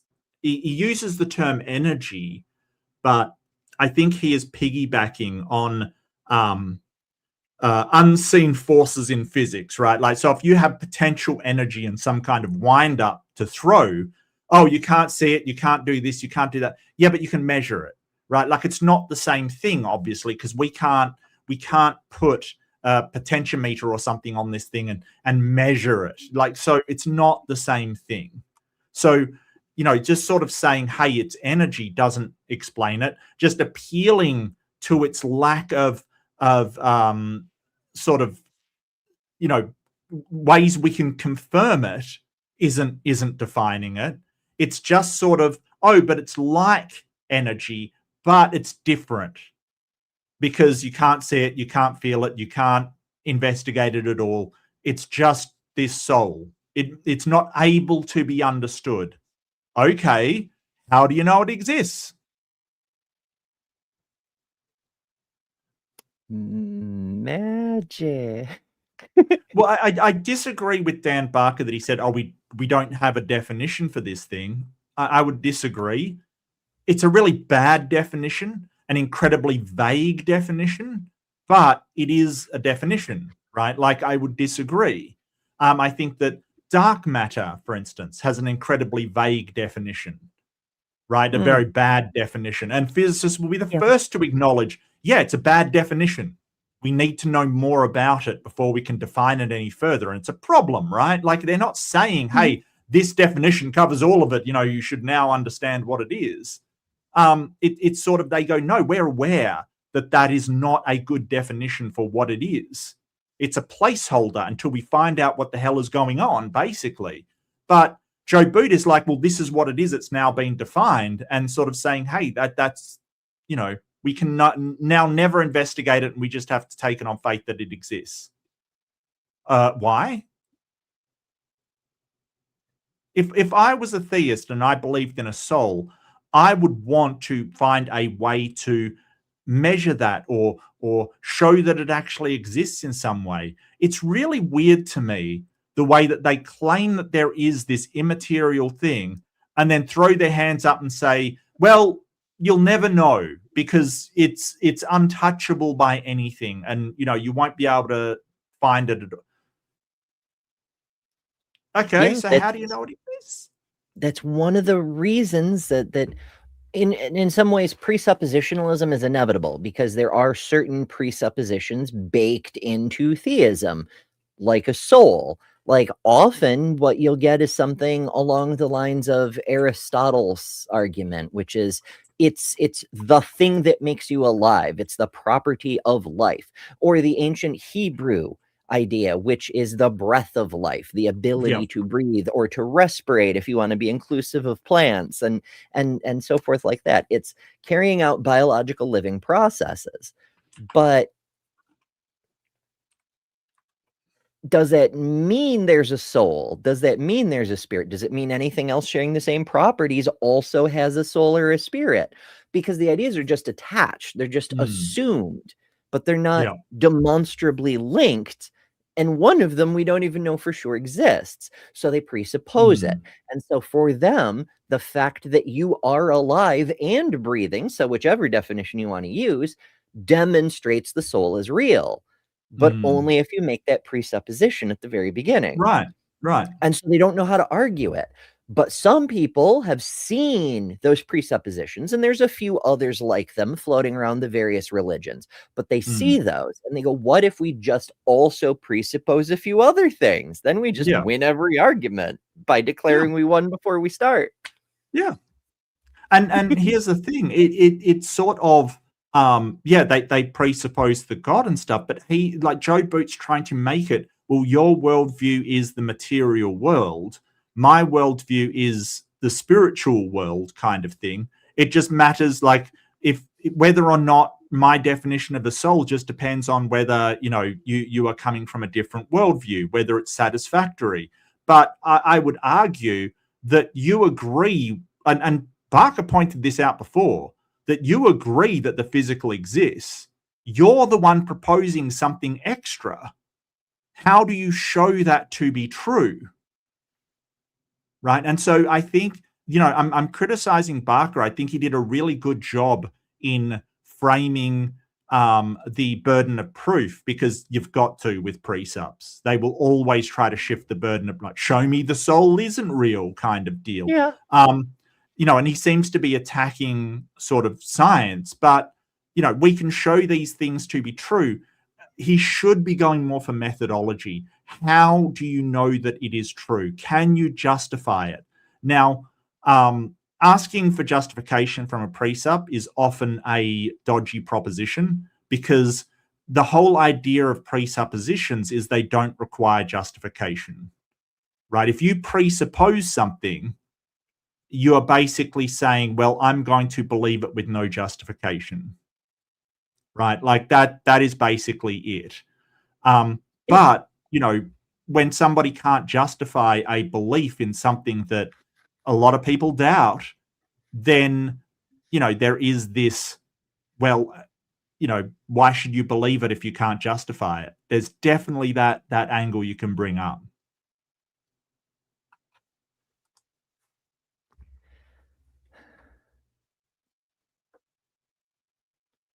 Just believe. But why? But why? A few questions.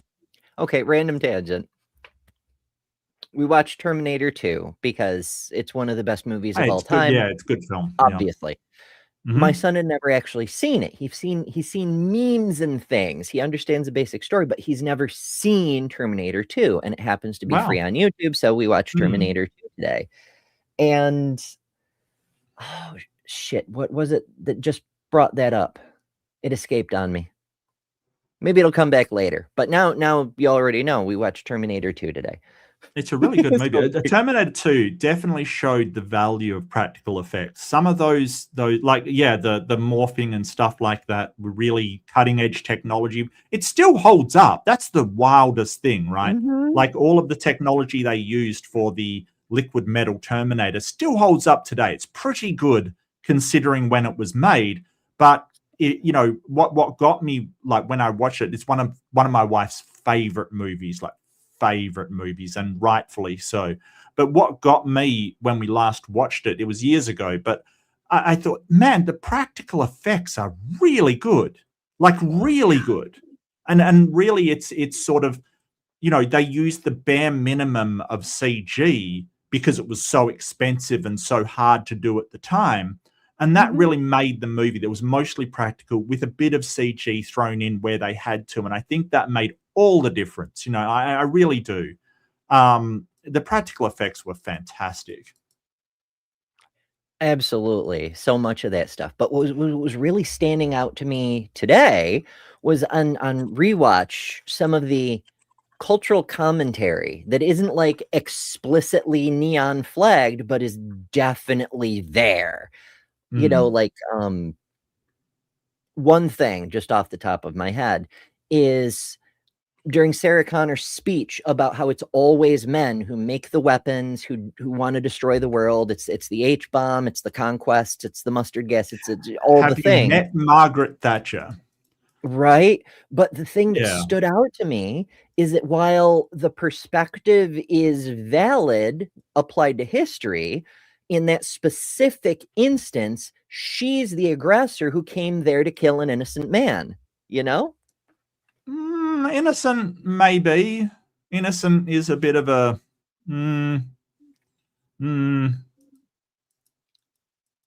Was Miles innocent? At that point, he was just trying to build a better microchip. You know, he didn't want to make weapons. He didn't want to destroy the world. No, I get you. I get you. Yeah. Yeah, no, I understand what you mean. Yeah. But I think that anybody that is smart as somebody able to make an AI system should understand the risks of AI. Like it just, like, if you don't understand the risks of what you're doing, then like they do. I think that the people that are designing these things do understand the risks. I absolutely think so. Perhaps. I'm not so sure about the billionaires that own the companies. Oh, yeah, maybe not. But the people actually designing the technology understand the risks of that technology. It's just they're being paid an insane amount of money to do so, in my opinion.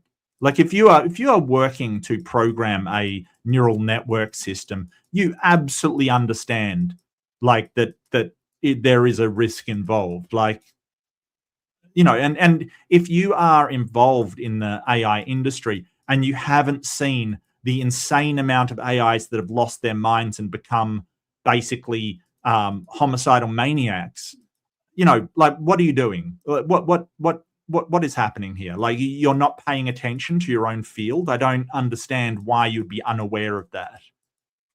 It's but you know, maybe some of them are like it can be controlled. I totally get that. But what I mean is that they do understand the risk. They absolutely do. Yeah. Yeah. So there's a lot tied up in that. I may end up making notes when I'm more rested, and maybe I'll end up just random. It'll probably, if I do it, it'll probably be members only because it's so off topic for what I normally do on my channel. But like a commentary on how the ideas in Terminator 2 reflect on today's world, how some things are different, but some things are still the same. Yeah, and so with that and the paradigm of Miles, don't forget during the start of the movie, one person goes to him, where did it come from? And he says, oh, you know what, I asked them that. And the guy's like, what did they say? And he said, they said, don't ask. And, you know, if that kind of thing, if that's a red flag, right? Oh, yes. You're not allowed to know where the technology that you're working on came from. Like, that should raise a real red flag. But there's sort of a paradox in the Terminator series. And like, I could go on about this for ages. I'm sorry. Tangents in the chat. But there's a paradox that one's my fault. I actually did have a point. It just got away from me before I got there. Well, the paradox is that if the only reason Miles invented Skynet was the Terminator returning and he got the chip and managed to copy the chip and that created Skynet, Skynet wouldn't have existed to send it back, right? It's kind of this paradox loop that he only made it because it sent something into the past and therefore it could be made. It shouldn't have been made in the first place. Yeah, I was actually noting that because I can't seem to stop talking when I'm rewatching old movies. I guess it's doing too many video reviews here on the YouTubes or whatever. But when Arnold is being lowered at the end of the movie into the vat of steel, I'm like, he doesn't actually have to die. Like, the chip existing doesn't mean it will fall into the government's hands, but also they haven't actually changed anything because in the original timeline, someone still invented Skynet. Yes. That'll just happen that way this time. And the whole paradox also is that if Skynet, if the chip never is studied, Skynet never got created, and so they wouldn't have sent Arnie back, so he would never have existed in this timeline. It kind of runs into these paradox problems, like the grandfather paradox kind of thing, that in trying to stop it, all they are doing is creating a paradox. But I think that sort of B theory of time is better to say, well, what's happened has happened, right? There is no changing the timeline in the future. It is all going to play out exactly as it has before. And this is sort of how really good time travel movies and media that show time travel display it. Right, this is how really good ones do it. One of the best time travel movie ever was Primer, where everything had already happened. Right, there was no way. I think so. As far as technically how to play, another one was a series called Dirk Gently's, where they tried to change the past, but you can't change the past. You can't do it. It's already happened. Obviously, we can't say for sure, but I tend to lean in that direction because it's rough. Like, the present is the only moment that actually exists from a certain point of view because of various quantum features about the universe. And by quantum, I mean literal quantum theory, the interaction of particleoids, and it's very complicated. But the point is, from a certain point of view, the present is the only moment that exists. But what the present means is a matter of disagreement at different locations throughout the universe, because time and space are both traversable technically.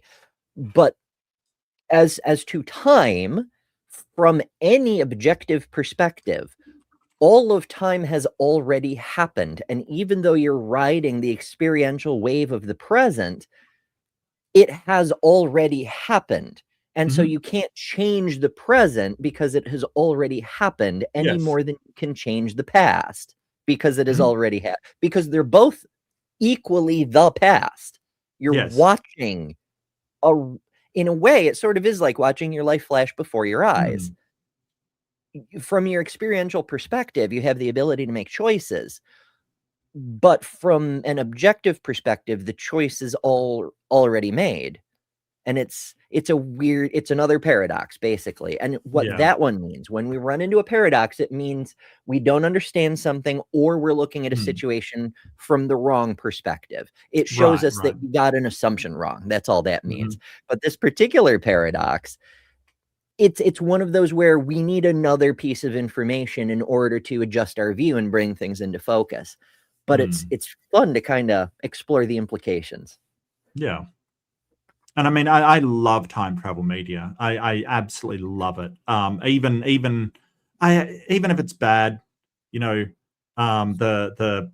like Back to the Future was like the worst one for me. That was absolutely terrible. But I like that in sort of I think it was the Marvel Endgame, they sort of pointed out how bad Back to the Future was for its understanding of sort of time travel kind of thing. So Yeah, I don't know. Avengers Endgame had its own issues with time travel. But look. If you haven't seen Dirk Gently's Holistic Detective Agency, it's weird, it's odd. I think it's really worth it. It was really. I thought it was really good. I thought it was a really good series. But they sort of say, like, this guy, like they have all these weird experiences, and they realize they're encountering this thing. No spoilers, but at one point someone's saying, okay, but I'll just go into the past again and change it. And they're sort of like, no, you've already tried that.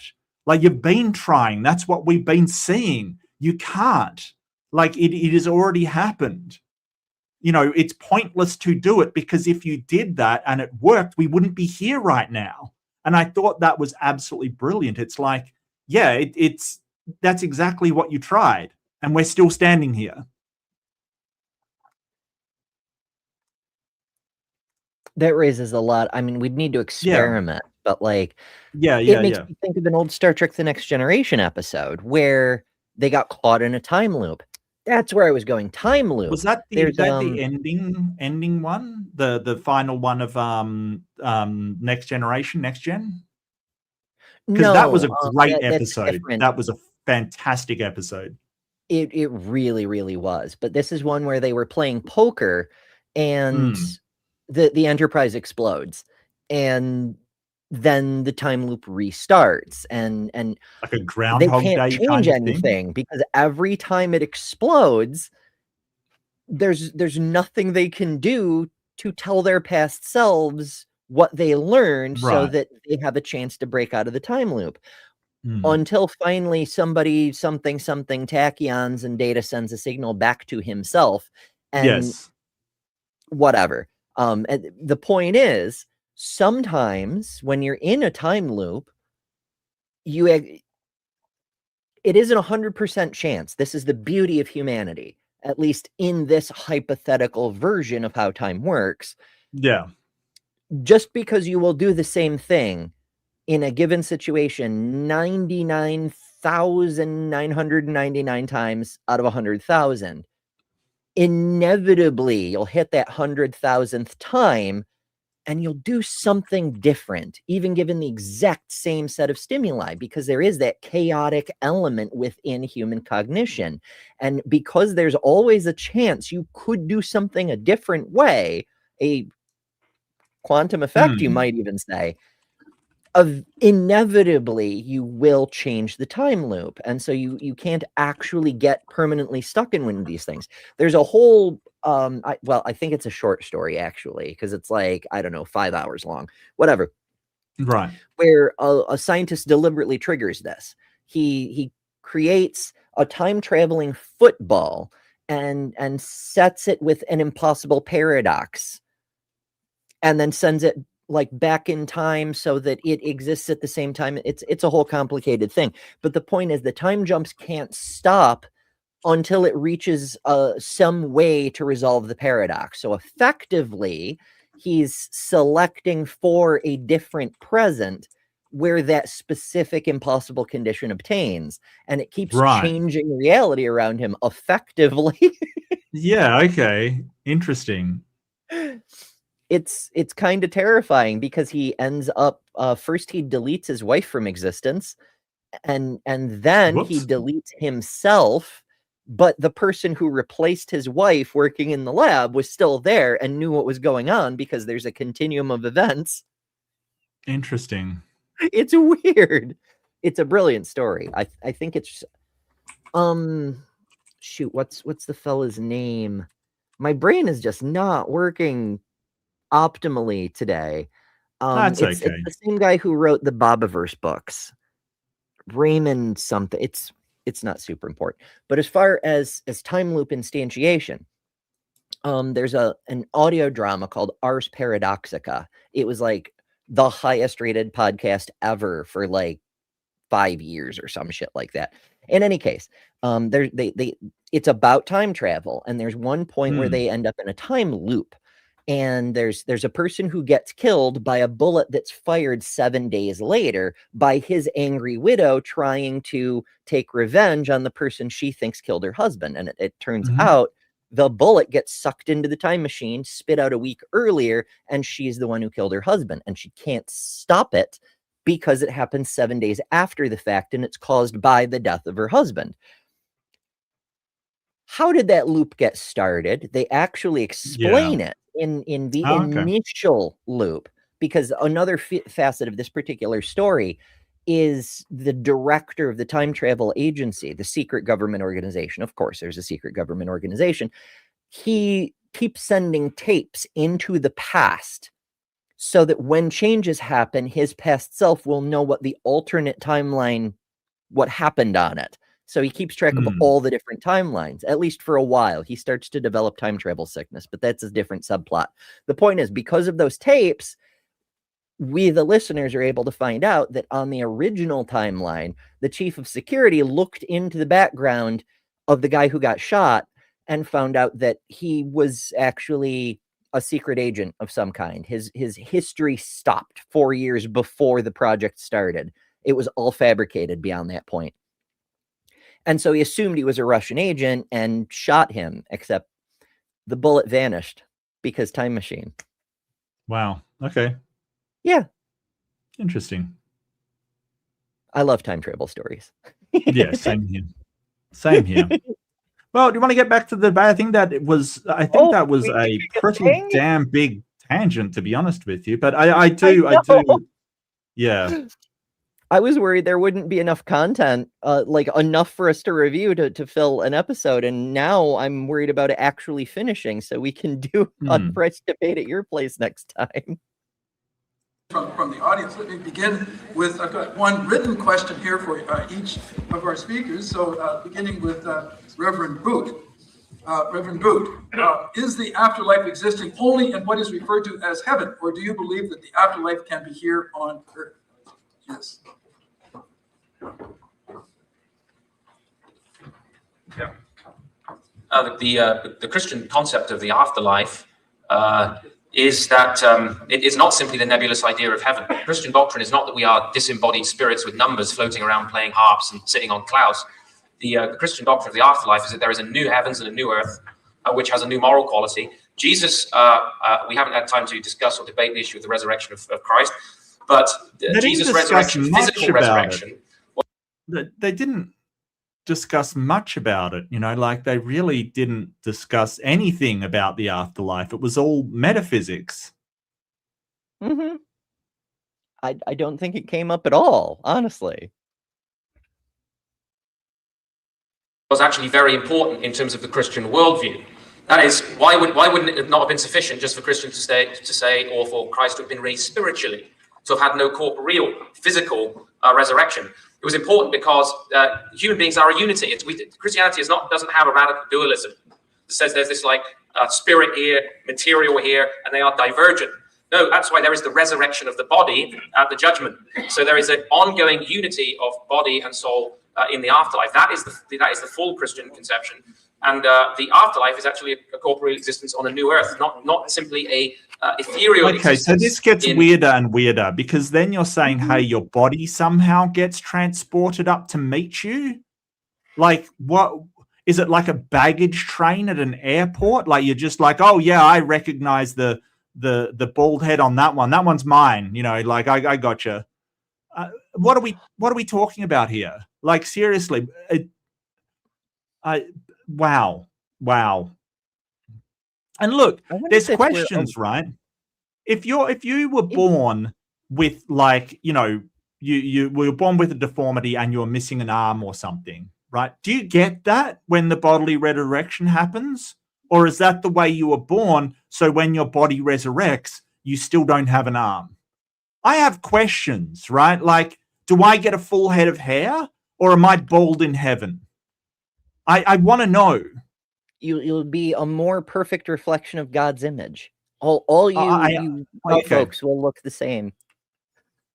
So all the white folks are going to turn black. I'm not sure that'll be the draw card for conservative America you think it's going to be.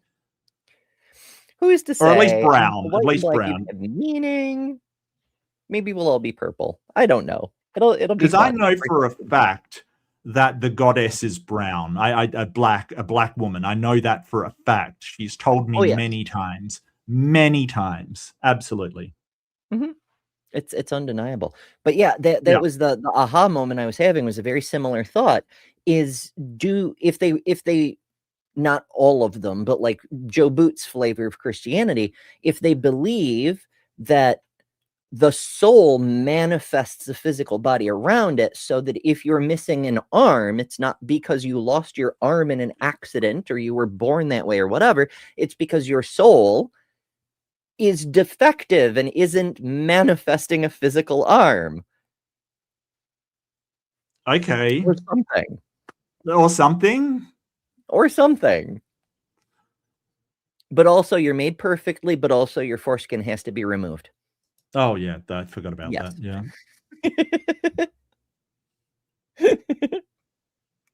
Heaven.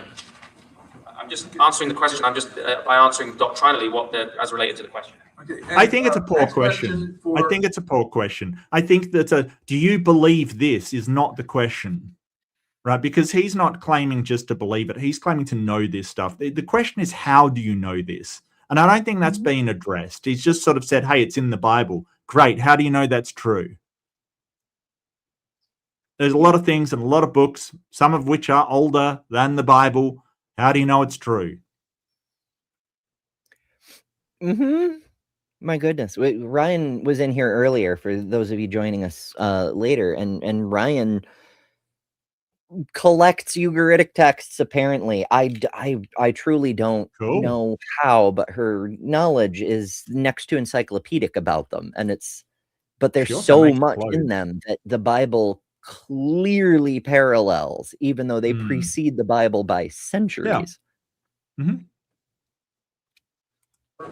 For Dan, philosophical naturalism is like a drunk who lost his car keys at night but insists on looking for them under the streetlights. How do you justify negating the afterlife by observation within science? That's a weirdly phrased question. I mean, I gather it's an audience question, but that's an apologist thing. Like I've heard this before. Using science to try to discover God, the soul, afterlife, any of these, supernatural things is like looking for your keys, but only under the streetlights. It's a poor analogy, right? Because at one point you were absolutely sure you had car keys, or else how did you get to the place, right? Like, how did you drive? This is a bad analogy because we can't be sure this thing exists because nobody has seen it. Nobody knows how to find this thing. You are presupposing that the thing exists in the first place. So I would say that, and plus, the empirical data of a car being there suggests that does have keys. And the fact that you own it suggests that at one point you did have keys, right? So it's like saying a more apt analogy would be it's like somebody telling you that there's car keys outside of the light when there is no car and you have never driven anywhere in it. And them saying, well, don't look, look for the keys outside of the light. Why should we? There's no reason to think this thing exists in the first place. But you can't prove there's no invisible key. Well, yeah, it's like saying, well, you can't prove that the car keys for this car are not somewhere outside of the light. Okay.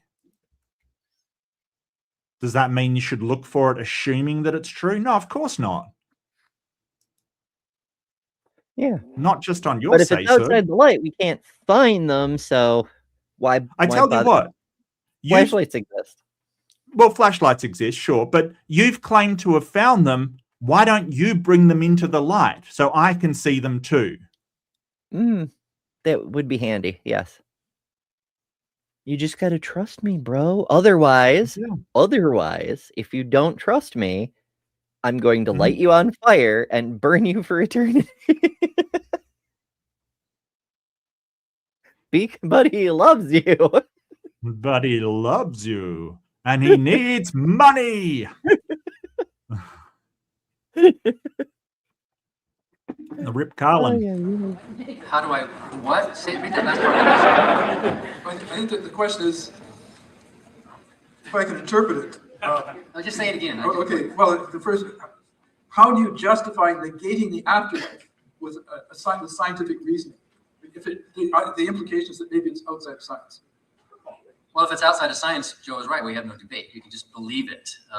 If you're asking me to accept a claim that you're making, you're gonna have to make a case for it. Don't just say it's outside of science. Science is a lie. You're right. We are looking in the streetlight, but that's all we've got right now. If there is a supernatural world, scientific principles are not going to know that. If there's something that's non-scientific, then science isn't going to address that. So we do the best we can with the tools we have, with the models we make, and we make mistakes. Science has made a lot of mistakes, but the correction mechanism is within science. When science makes a mistake or has a question, we don't go outside. So all of us have a naturalistic worldview. Joe is asserting there's something else above and beyond. So, and by the way, I think the there's a Bible better very way to clearly put describes that. it. I think there's a better way to put that. I think that's sort of saying, hey, there's a million things that don't exist that you don't believe that are outside science too. So why aren't you believing all the other stuff that's outside science, like jinns or fairies or Bigfoot or whatever, or aliens, you know, abducting people? That's also outside science, but you may not believe in those as well. So it seems like your methodology just comes down to, we'll believe the things that are outside science when you want to believe them. It's not consistent. So if we're going to go, well, you know, because somebody who believes in fairies could say, hey, you're only looking for fairies with your science street lamp and your God flashlight. You're never going to find your keys. You know, it's the same argument. You can't, you know, you why is this not something that you apply across the board? That if science can't investigate it, then you should believe it. But what we're doing is saying, hey, science seems to be the best way we can show things are actually real, unless it can be shown through this methodology which is reliable, then don't believe any of it until it's got enough evidence to be shown to be true. That's skepticism. That literally is just skepticism. It's Mm-hmm. I'll believe you when you show me, you know. Yep. But not until then. And I mean, I think also that you don't, like, in order to believe something, I don't think you need science, right? Like, I don't think you need to have science specifically. I think it's rational to believe things even if they haven't been proved scientifically, kind of thing. And as people have pointed out, oh, well, you know, your friend tells you there's this thing over here. You don't run tests on it or, you know, do studies on it, kind of thing. And I get that. But at least you would want a reasonable amount of evidence, and that just hasn't been provided. Appealing to that you can't get enough evidence for a thing isn't a case to be made for it exists, right? You're appealing to our inability to find it as evidence it exists, but only for this one thing. For everything else, you know, no evidence for it means that it doesn't. And that's what I mean about consistency. It is inconsistent. Mm-hmm. It's a demonstration of well, it's a kind of hypocrisy, but it's also a manifestation of special pleading. These are the rules, except in this one case, because I wanna. Yeah. As a city with streets of gold, a city. Thank you. Now, I'll take questions from the mic. My question is directed at the Reverend Joe Booth. I'm going to explain a hypothetical situation, then I just want to ask my question after that. Imagine we are in occupied France during World War II. There's a train full of Jews inside, and there's a Nazi guard with a machine gun. And allies are coming closer. And that guy kills everyone in that train. And 5 minutes before he's captured, he gets onto his knees and confesses to his sins and accepts Jesus as his personal savior. Those Jews are dead. They didn't believe Jesus was their Christ. In this situation, who's going to heaven and who's going to hell? Okay. So I don't think this is a moral question. I don't think it's really got anything to do with the debate. Even though it is mentioning heaven and hell, it really is directed at a moral question rather than a sort of a what's it called? Soteriology. It's more a morality one than soteriology. Like soteriology is how people are saved, kind of thing. I think that's a good question if you're talking about, because like the idea that somebody who is a incredibly venomous, horrible person just repents at the last second of their life and they're saved and get eternal reward, whereas somebody that has lived a selfless life, tried to help everybody, yet just doesn't believe in Jesus, goes straight to hell, that seems really frigging wrong, right? But it doesn't address the question. The question is, does the afterlife exist? Pointing these things out, while can make Christians uncomfortable, it's certainly a you know, it certainly can point at, is God moral for setting up this system in the first place? But even if it was the case, you know, it might just be a really unjust system and still exists, right? It doesn't actually get to whether the afterlife exists or not. I think what he's driving at, and maybe I'm giving him too much credit, is he's using Booth's means of arguing against him by saying, okay, if you want to say we should believe the afterlife is real because it's entailed by your religion, then if I can, then if your religion itself is unbelievable because it leads towards absurdities and irrationalities and so forth, then transitively I can dismiss your argument. It doesn't show the afterlife doesn't exist, but your entire basis for claiming it does is reduced to irrational rubble, you know? Yeah. No, I get you. Yeah, you're probably right. Yes. But I doubt that he's going to fall for that. He's just going to go, well, God's got his own system. He's going to work out what's just and what's not. Thank you. And go home. That's my prediction. Question mysterious ways. Yeah, mysterious ways. Yeah, exactly. Speaking of mysterious ways, Megan Fox's Giant Boobs is here with some mysterious ways. $5 super chat. Thank you so much. We love generous boobage. And Megan Fox says, this is more fun than the fireworks outside anyway. And, you know, I have to agree, which is why I'm here doing it. But thank you so much. It's a good question, and I appreciate where it's coming from. The Christian biblical doctrine of repentance doesn't really work like that. A lot of people think that they will have a willingness. They say to themselves, well, you know, there may be something in this God thing, but I really want to enjoy my life. I want to, as though God is somehow a killjoy and will eliminate your enjoyment. Jesus says, I've come, you might have life and life in all its fullness. And so therefore I'll live it as I want. And maybe at the end, just in case I'll, you know, in the same way as the allies are coming in, maybe just in case I'll repent. Now, first of all, no human being, including myself, is in a position to judge in that situation. Yep. God alone is the judge of all the earth. That's what the Bible says. God alone can judge the integrity, the thoughts of a person's heart. But I don't believe that somebody who's just splattered people all over a railway car and then gets on his knees to repent has any sincerity in his being. And so, no, actually, the example had the sincerity built in. That's what he's saying. If somebody has done horrible acts and then sincerely repents in their last minute, do they still get to go to heaven? Right? Like that was the whole point of the question. He's now changing it to say, oh, well, he's not sincere, so he doesn't go to heaven. What if he is? What if he just did all these horrible things and suddenly, as death comes for him, he goes, I actually believe now and I'm willing to change my life and everything. Does that just negate everything he's done before? It's a good question and it's a valid question, and Boot's just changing the parameters of the hypothetical. That's all he's doing. But he did appeal to God as the final judge, like God works in mysterious ways, right? Like he really is. I can't explain it, but God's the final judge and he'll do things that are, you know, that are right. He shall decide. But also, Sapphire says his particular theology doesn't work that way.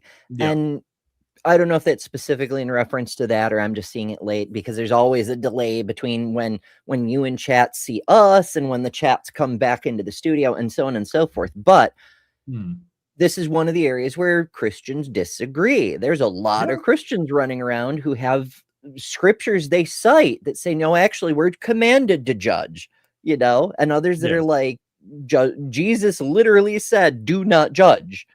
And you just invent your own meaning. It's where people just pick whatever they already want to do, which is, you know, objective truth, how that works. Yes. Oh, yeah. But my truth is the objective one, not yours. Mine is. I've subjectively decided on my own objective truth. With my personal God.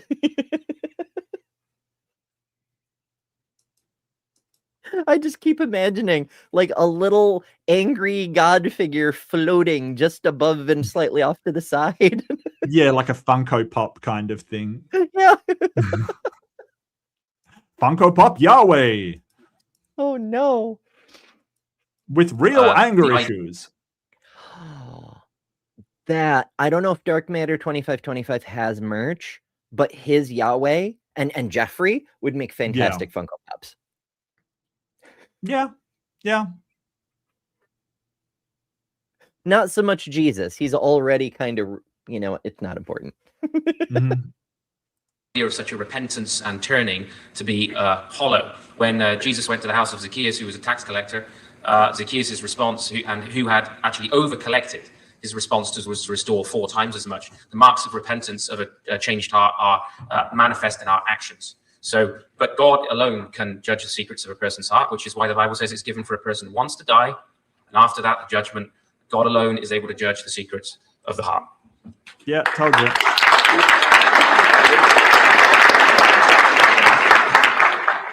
Next. This question is for Dan Brooker. Dostoevsky said that if there is no God, all things are permissible. Ugh. Immanuel Kant said to this, even if there was no God, we have to live like there is a God, because without God, ethics are meaningless. Do you agree with? Oh, Kant sucks. Like I really dislike Kant. I really do. His ideals were absolutely frigging terrible. I don't like deontology. I think it's pretty crappy. I don't like, as far as being a utilitarian, I don't, or a consequentialist in particular, I do not see living as if something that is not true is true. Basically lying to yourself and everybody around you will in the long term turn out for the better. Like, I do not see that happening. What I see is that when we acknowledge things as they are, we get to a much better place, because then we can change things.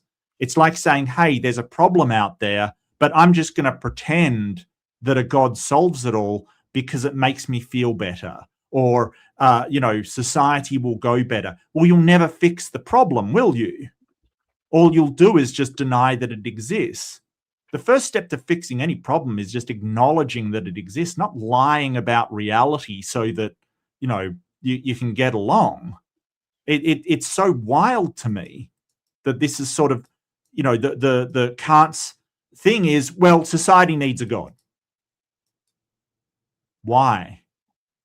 Yeah, it's so lazy. It's not even presuppositional, and it's wrong. Like, before he even gets into his philosophical pseudo justification for things, like we hear precepts today make the same argument: without a God, there's no ethics.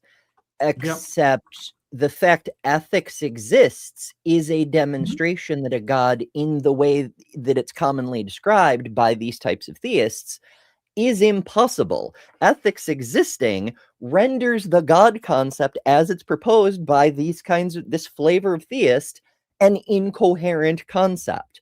Because ethics, while it is the study of moral systems and the way people behave and so on and so forth, it's predicated on the idea of what makes a thing moral. Is basically, there's a lot to it. It's a really deep subject. So I'm super summarizing, and don't at me about it.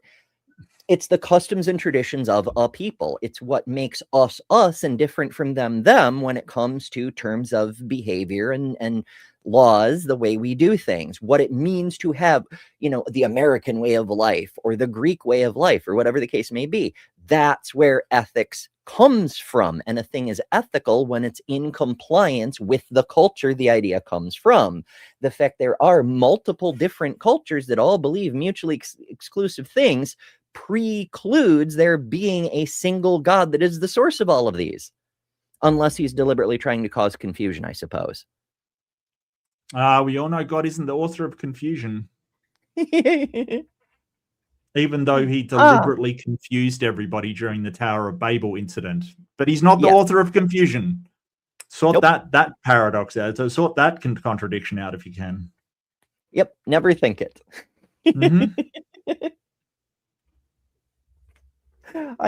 And also, reference to the thing from earlier, just because Kant said a thing doesn't mean it's fucking gospel.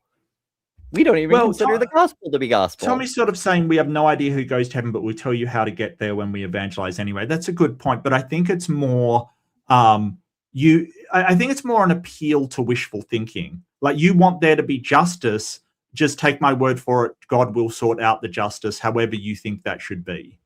So believe in God and you will get to heaven, but don't worry, there will be justice for everybody, no matter what you think that is and how it contradicts with the person in the pew next to you. I think it is just that appeal, and that's what he's done. He's basically just said, God will sort it out. God will be absolutely just because that's what God is.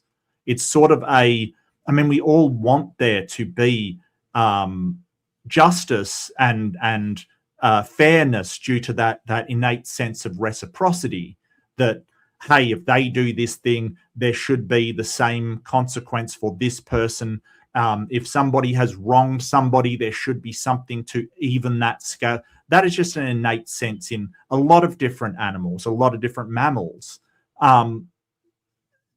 He's just appealing to that sense to say, hey, there will be, all things will be made just. It's a lot nicer to think than going, yeah, sometimes life's really unfair. Sometimes, there is no sort of, cosmic justice that's going to descend on some of these people to equal the score kind of thing. But that's why justice in this life is so important.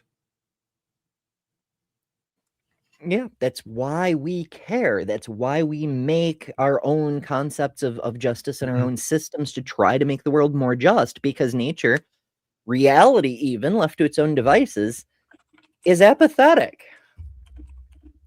Mm-hmm. Is there, so what do you say in response to this? No. If you think about that quote from Dostoevsky, if there is no God, all things are permissible. It's the other way around. If there is a God, all things are permissible, because the seat of morality is divorced from reality, and it becomes the whims of the mind of the deity. What's right and wrong becomes a command from the deity. So you and I are unable to make moral decisions on our own. We must submit to whatever the commandments are. And look at what has happened when people do submit to the mind of this deity. And this is another contradictory thing, because if that specific mythology is true, then humans do have moral knowledge, because that's entailed by the fucking creation myth. Right. That's why you need Jesus, is because you can tell right from wrong. Well, I think so. I get what he's saying. Number one, I don't know why we're listening to Dostoevsky as to like how atheists work. It's kind of really, really weird. But I hate to break it to you, but like, God isn't going to jump out of a bush to stop you from doing anything, right? Like, he's sort of saying, hey, there is no moral consequence for doing any. Well, yeah, there is. Like, if I harm somebody, somebody's probably going to lock me up, or there is consequence for your actions. Like, it's not like there is no consequence whatsoever. So when he says everything's permissible, everything's physically possible, but it's not permissible within society. And there's no reason why atheists getting together will go, oh, well, we're atheists, we don't believe in a God, therefore murder's going to be fine. Attacking people are going to be fine. Stealing from people is going to be fine. All of that's fine. All of that's totally cool. Right? No, that is not how it works. Because generally you do not want to have those things happen to you, so you want to prevent it within society. It's not like, I don't know why we're listening to some random, yeah, he was a bit of a philosopher, but more, he was an author. The one that Jordan Peterson bases all of his, an atheist is somebody who does not prioritize anything for some reason. He's basing that on Crime and Punishment. It's a fiction. It's a fictional book. And it may bring up some good questions, but we shouldn't use it as this, this is how atheists behave. What, because an atheist murdered somebody? Hate to break it to you, Christians murder people as well. What are we talking about here? Like, heard that oh, rumor. Crime and Punishment. It's the, seminar study on mentality of theists and atheists. No, it's not. It's a fucking fictional book. But it's a big fictional book. It's a story. Never happened. Well, if it weren't for things that never happened, then a lot of people wouldn't have an argument. We see it all over the internet now, where people are like posting AI images as a demonstration. Okay, a thing that really sticks out to me is there's been one particular bigot that's been like obsessively stalking me for a while, and he keeps posting AI images of me to demonstrate that he's right about all the horrible things he says about me, except the fact that he needs to have an AI draw a cartoon because the thing he's describing is not real. Doesn't seem to register. Insane. Yeah, I heard about that. I saw something about him he was on Max's kind of thing. So if I meet that guy, I'm gonna have words for him. Like, seriously, this level of immaturity is, quite frankly, just pathetic. Like, this is the thing. Like, he doesn't seem to realize that he's just engaging in the genetic fallacy, basically saying, hey, because that person is this, their argument must be wrong. No. That person could be a 2-foot dwarf. It doesn't matter. Okay, there could be a little person. It doesn't matter. Their argument stands on its own merits. Stop. Like, it just shows that you don't like a identity that they are. You're not actually making an argument against it. You're going, I don't like their identity. Big fucking deal. Yeah. I don't like your identity. Right? That kind of identity carries consequences, like misogyny. It's entailed. It's fucking nuts. But I didn't mean to like talk about him. It was just a handy example that came to mind of people who are using fictional illustrations of a thing as a substitute for evidence because there isn't evidence of the thing they're claiming. Yeah. It's wild. Another thing that's wild is as several prophet types have predicted, Nick will have had come here before, and behold. Time travel. I've heard that saying before, but it's usually bet on black. I got to admit. I don't gamble. I'm not a gambler. I'm not a gambling person. It doesn't appeal to me in this life. Are you a gambling person? I don't even. I used to be a pro gambler.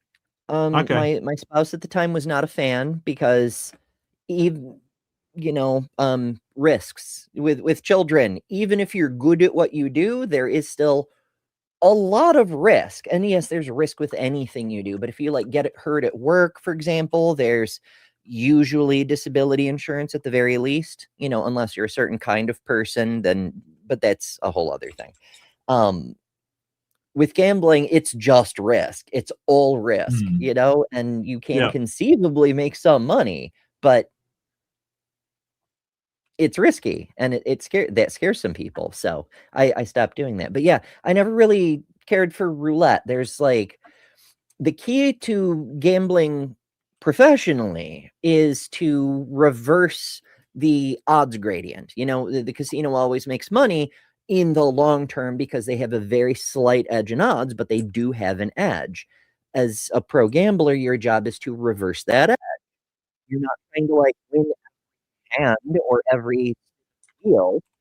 You're just long term trying to win slightly more than you lose.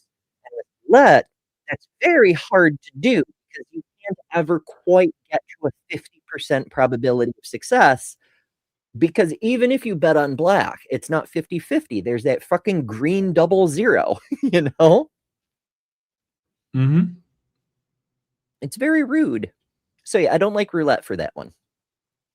Well, I even mean like sort of, poker games and stuff where it's just sort of casual. It's just never really gotten me fired up kind of thing. I just, I mean, it's not bad. It just I'd rather play Magic than poker. I'll put it that way. Yes, I am a complete dork. Yes, I am a nerd. Thank you. Yeah, that's fair. And I tend to agree because well, I understand that like with Magic there's a big part of financial stuff because some of the best cards get really expensive and you have to have the most money or a lot of luck to draw them. But like if you were to play a Magic game where proxies are allowed, right? You just whatever, do your proxies, then yeah, ultimately it comes down to skill with deck building. There's also the element of luck in what you draw, but like it's skill in deck building and skill in playing with some luck mixed in. And I think that would be a better game than poker, honestly. Fair enough. Yeah. It's not just the Lutherans and the Catholics exterminating Jews in Germany. It's the God of the Bible exterminating entire tribes of people because they had the wrong religious views. It's the devaluing of women in the Bible, the promotion of slavery. Jesus, for example, demonstrated how compassionate he was by saying there are some slaves you should not beat as hard as others. Jesus said, think not that I am come to send peace on earth. I came not to send peace, but a sword. You cannot be my disciple unless you hate your family. Now, if you follow the teachings of this deity, if there were a God, this would be if there were a God who commands morality, this would be a very dangerous world. Look at the holy wars. Look at all the atrocities committed in the name of this being. Look at things like 9/11. Those people believed in a God. Those Christians who prayed for God's protection, God bless America, their prayers failed. If there's a God who loves human beings, then it's manifestly not evident in the real world. And if you look at the headlines, an awful lot of the headlines have something to do with atrocities committed by or related to people who do believe in a God. Morality is not a question of a command. Morality is a question of trying to pick a path through life that results in the least amount of real harm. That's what morality is. And if you don't measure the... We're several layers of off topic at this point. Yeah, absolutely. Yeah. Say lovey. Oh, goodness.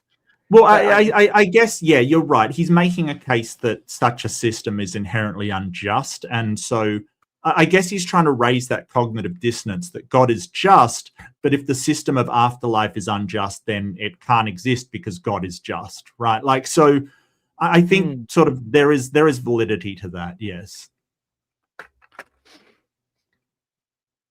Conceivably, there's a lot of things I could take issue with, like the majority of crimes are committed by believers. Not necessarily because the belief system is immoral. It's just a matter of statistics. If most people are a thing, then most crimes will be by the people who are that thing, at least by identification. Relative merits of the consequences of your actions against real harm in the real world, you don't have the faintest clue about morality. Religion compromises moral judgment. If you have religion instead of morality, then anything goes. If God does exist, then all things are permitted, and that is dangerous. Nice. He got the audience to clap, even though I got the impression they were mostly on Boot's side. I got that impression as well, yeah. Yeah, it's very cool. But that's doubly true for Christianity, because not only do you have this whole pile of baggage, but you've got the additional thing of you can do literally anything and just say, I'm sorry, Jesus, and you're good, So everything's permissible. We have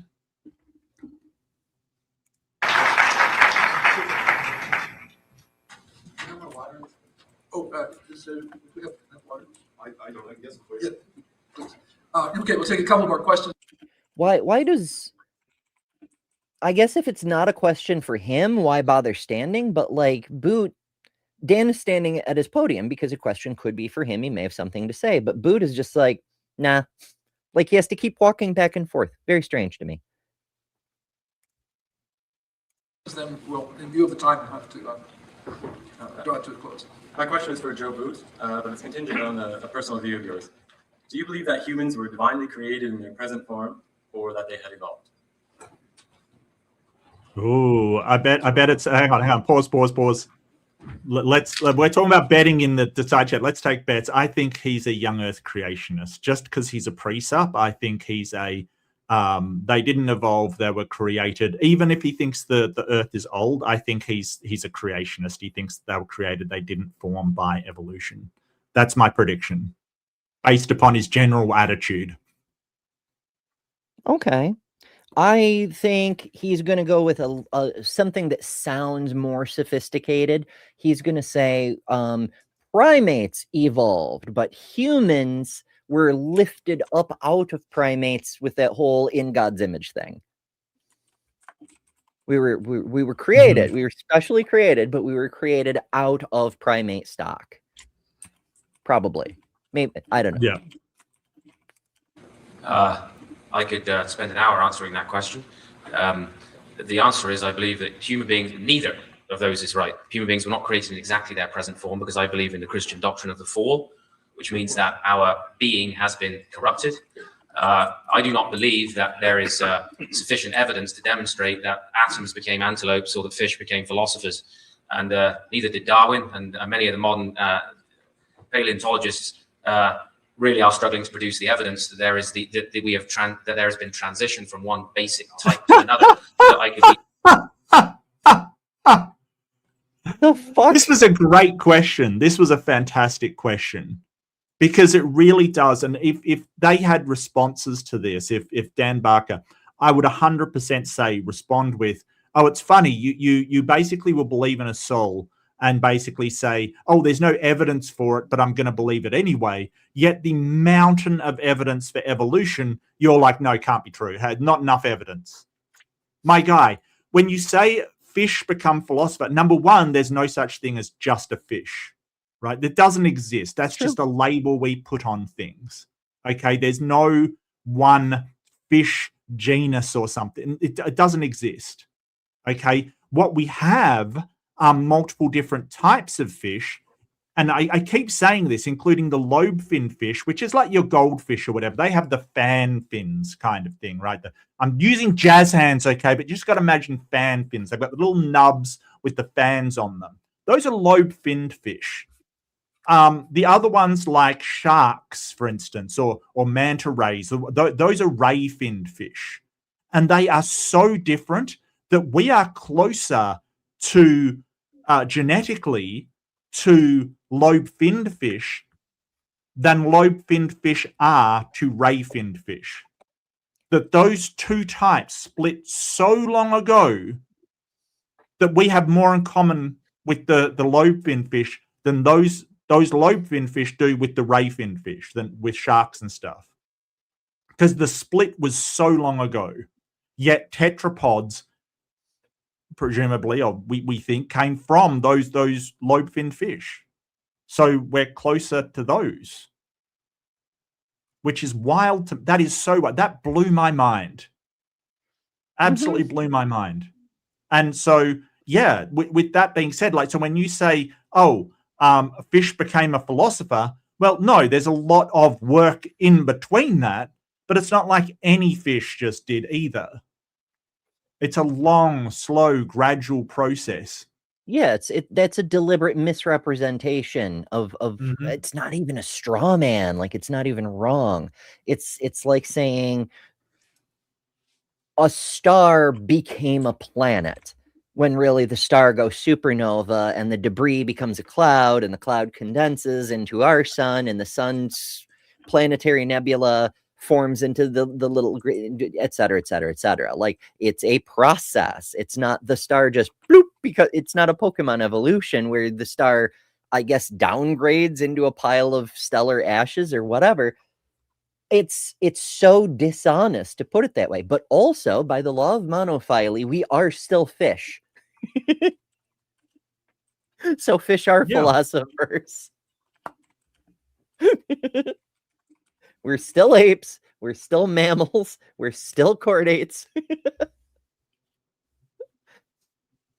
could digress here into a very long discussion about the merits of evolutionary theory. I don't think it's going to outlast the next 50 years in its current format, maybe less. There's already signs with the genetic revolution of the collapse of that paradigm. Nobody is a Darwinist today. They're neo-Darwinists. So speaking of evidence, Dan has rattled on a great deal this evening about the truth of evolution, yet nobody was there 15 billion years ago, or however many million years ago. Were you there? Were you there? I'm sorry, were you there when God created the universe? I must have missed something. If in order to show something is true, you have to be there yourself. I wasn't aware you were around when Yahweh spoke the universe out of existence. Wouldn't in an it already be existing universe, which is fun. But also, were you there? I don't know why I'm making expressions when I have Ken Ham up. Were you there when Yeah. Jesus was crucified? Because if you Right. weren't, why would you believe it? Were you there when he resurrected? Were you? Did you roll the boulder away yourself? Well, then how do you know? You know what? If I ever do another religious debate, if it ever Yeah. just comes to pass, I may try that one. I may be like, let's do resurrection on trial, and the entire time I'll just go, "Were you there? But were you there?" Just how does it feel, fuckers? Yeah. Yeah. With respect to the origin of man, to empirically observe it. And Darwin himself said, why am I not kicking around all these fossils in my back garden of these transitional forms? They ought to be so numerous, there should be no problem. There should be demonstrable proof that these basic types Yes, he come did. about by a gradual He did. process. And you know what happened then? We found tons of them. We found tons of them. He was completely vindicated in saying there should be numerous transition fossils, thousands of them. And he was right, and we found them. My guy, what the hell? This must be really old because I haven't heard this lame one for a while. It is we've been time traveling ourselves. We're yeah. This is one of the weird tricks humans do. We complain about the impossibility of time travel, and yet here we are doing it. We're interacting with media from years ago, but whatever. It's level. Even Hovind doesn't use that one anymore, Titan. Even Hovind wouldn't say, oh, Darwin said we'd found tons of transitional fossils, because he knows damn well the next thing is going to be going, yeah, all of those transitional fossils that we found. Like the thousands and thousands and thousands of them. We call them mosaic fossils. They've even got a name. Ooh, fancy. It's so nuts. There was a viral, I want to say TikTok, maybe an Instagram reel, whatever, in like 2021 or 2022 of what was it? Like a forensic paleontologist or something went to one of those beaches where the grains of sand are mostly tiny fossils, and like just scooped up some fossils, brought them back to a microscope, and then like lined them up in terms of like age. Right. Just for funsies. Yeah, and imagine if anything you needed to be there to confirm that it happened. Like, in the court of justice, the prosecutor stands up and sort of says, we know he murdered him with all this forensic evidence, and the defense lawyer just stands up and goes, were you there? No, I rest my case. You can't be sure, bestie. Ay. Unless you're going to adopt Stephen Jay Gould's punctuated equilibrium. So, no, as a Christian, I actually believe that man was created by an act of divine fiat, that he is qualitatively distinct from animals.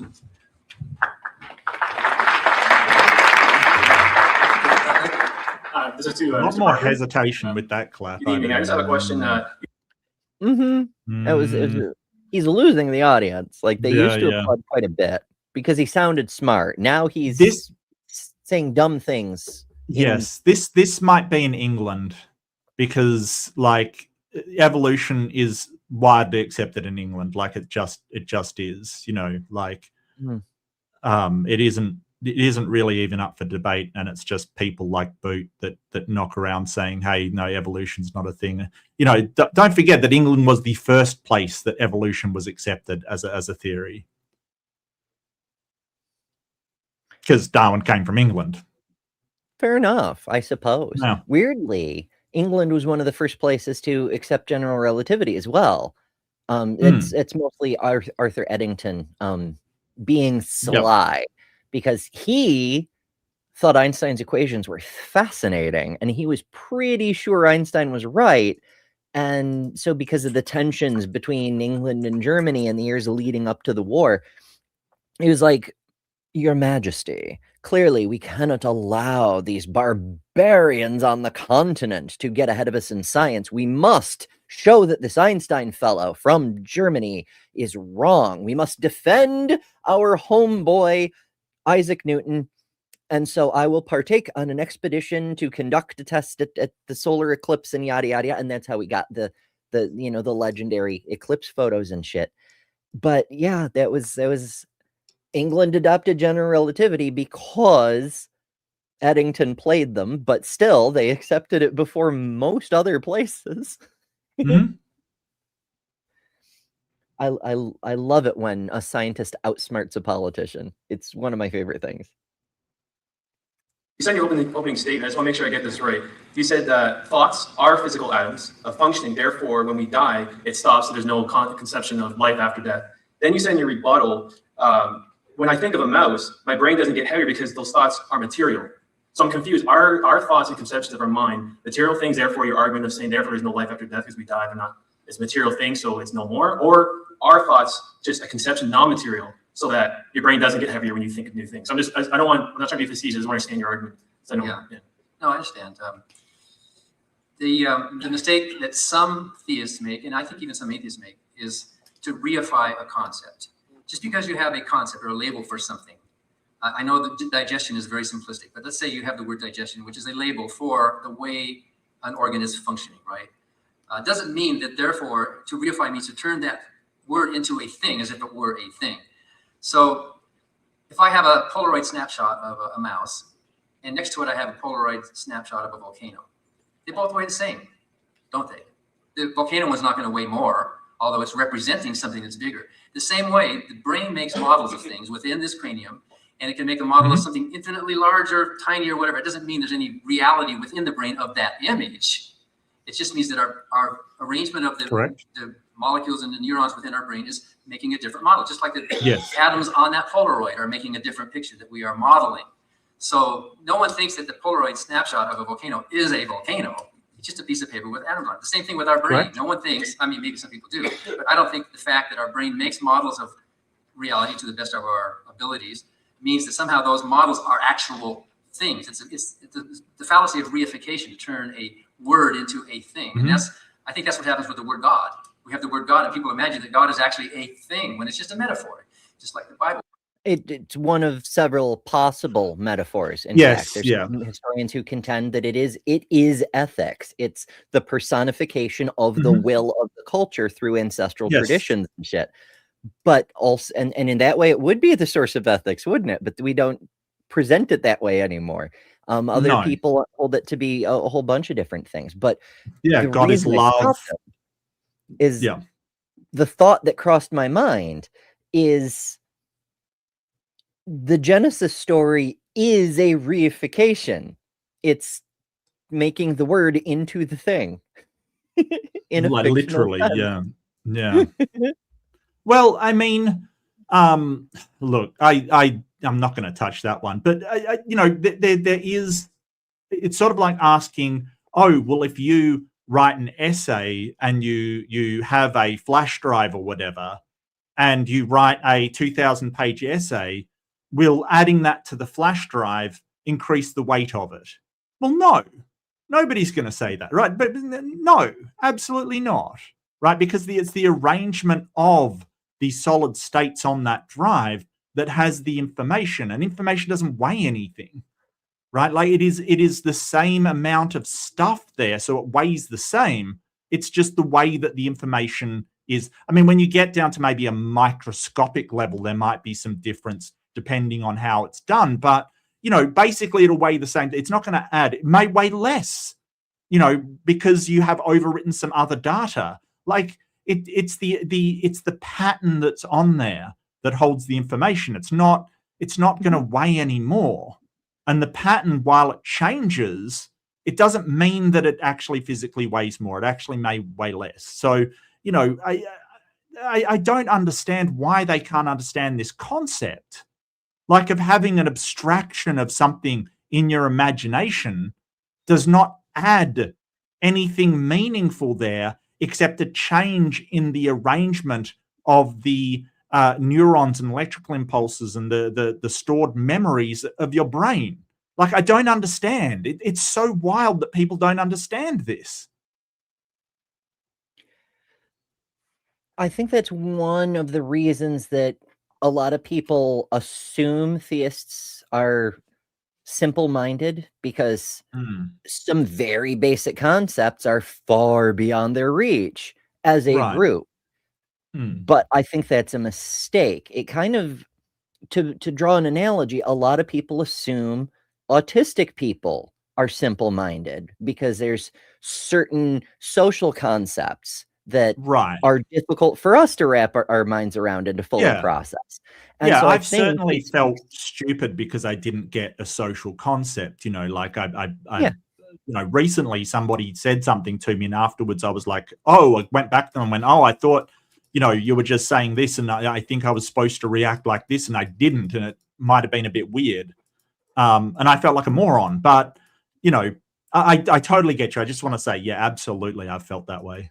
Yeah, for sure. So I think it's a mistake to assume that because a person doesn't grasp something that you think is simple, that they are intellectually deficient. It's possible, perhaps even likely, that it's human psychology is weird. We like to pathologize everything, but for lack of a better term, it's a different flavor of neurodivergence. They can understand different things in more depth, and no single person actually has, like, neurotypical doesn't really exist. It's a concept, but there's no example of it. No one is neurotypical. Yeah, I think it's just like they fall within a certain central point of the spectrum kind of thing where you know, people like us are all the way down one end kind of thing, playing in the deep end, struggling. But I think that no, that's a good point. No, I grant you that. But the reason why I say that is because they understand the concept in relation to other things, right? They understand that a child's drawing and a piece of paper with physics theories on it doesn't weigh any differently. You know what I mean? Like, it doesn't, just because the thoughts are big and it's complicated doesn't make it, you know, it's not the thing itself. So it doesn't weigh any more because it's a big thought. Yeah, on the actual point, absolutely on the same page. It's just, but the fact they can understand a concept in one way but not in another way, it can be frustrating, and it can make us perceive them as simple or as dishonest. And honestly, sometimes they are just being dishonest, but we can't just assume that, you know? Use metaphors. The parables were metaphors. Adam and Eve is a metaphor, and God is just one big, huge figure of speech. It doesn't mean he actually exists in reality. I'm a medical student. So when you say digestion, I just want to understand, when something's digested, are you saying it doesn't exist? So when I have a patient who has no digestion, do I say it doesn't exist? Or I just want to understand, like, what do you mean? It's like a thought. I don't have to say it's a physical thing. It's just a conception. The stomach exists. The chemicals in the stomach exist. Those things exist. But digestion is a label to describe a process, a functioning of those parts. That digestion is not a thing that actually exists. And when our brains are functioning, ideas, the ideas, the concepts are labels for something that doesn't exist in reality. It's a description of how something is functioning. So you can't take that description and turn it into a thing. You can't reify something. It's just a model for something else. Okay, this will be the last question. Thanks for the water, whoever brought it up. Yeah, so like when you're so in response to the medical question, yeah, if I say, could you please remove his digestion, you would say, what? Like, you can remove his intestine, you can remove his stomach, you could pump his stomach so remove the acid, but you can't, like, you know, removing the digestion isn't a thing. There's no digestomotomy, right? Like, it doesn't exist, right? It is these organs are making this process kind of thing. So I can say, hey, we need to remove a segment of his intestine, but we're not going to say we're going to remove his digestion. That will be a side effect of doing things on the components, on the bits and pieces. Yeah. And to take it back to the brain, cognition is a process. You can remove bits and pieces of the brain that make it a lot harder for cognition to happen, but you can't actually just remove the cognition, even with a Bible. My question is, why would a perfect God create an imperfect world? Meaning, I know you're going to say God gave us free will, but why God would you give us free will if he knew that there was going to be suffering, if he knew that innocent kids are going to get raped? Why free will? Why not just choose to give us happiness, no pain? Oh God, he now needs 5 hours to explain. His word, I think, can be explained in 5 minutes or 5 words. Problem of evil from the top rope. I wonder if he's gonna go with it, because it's not.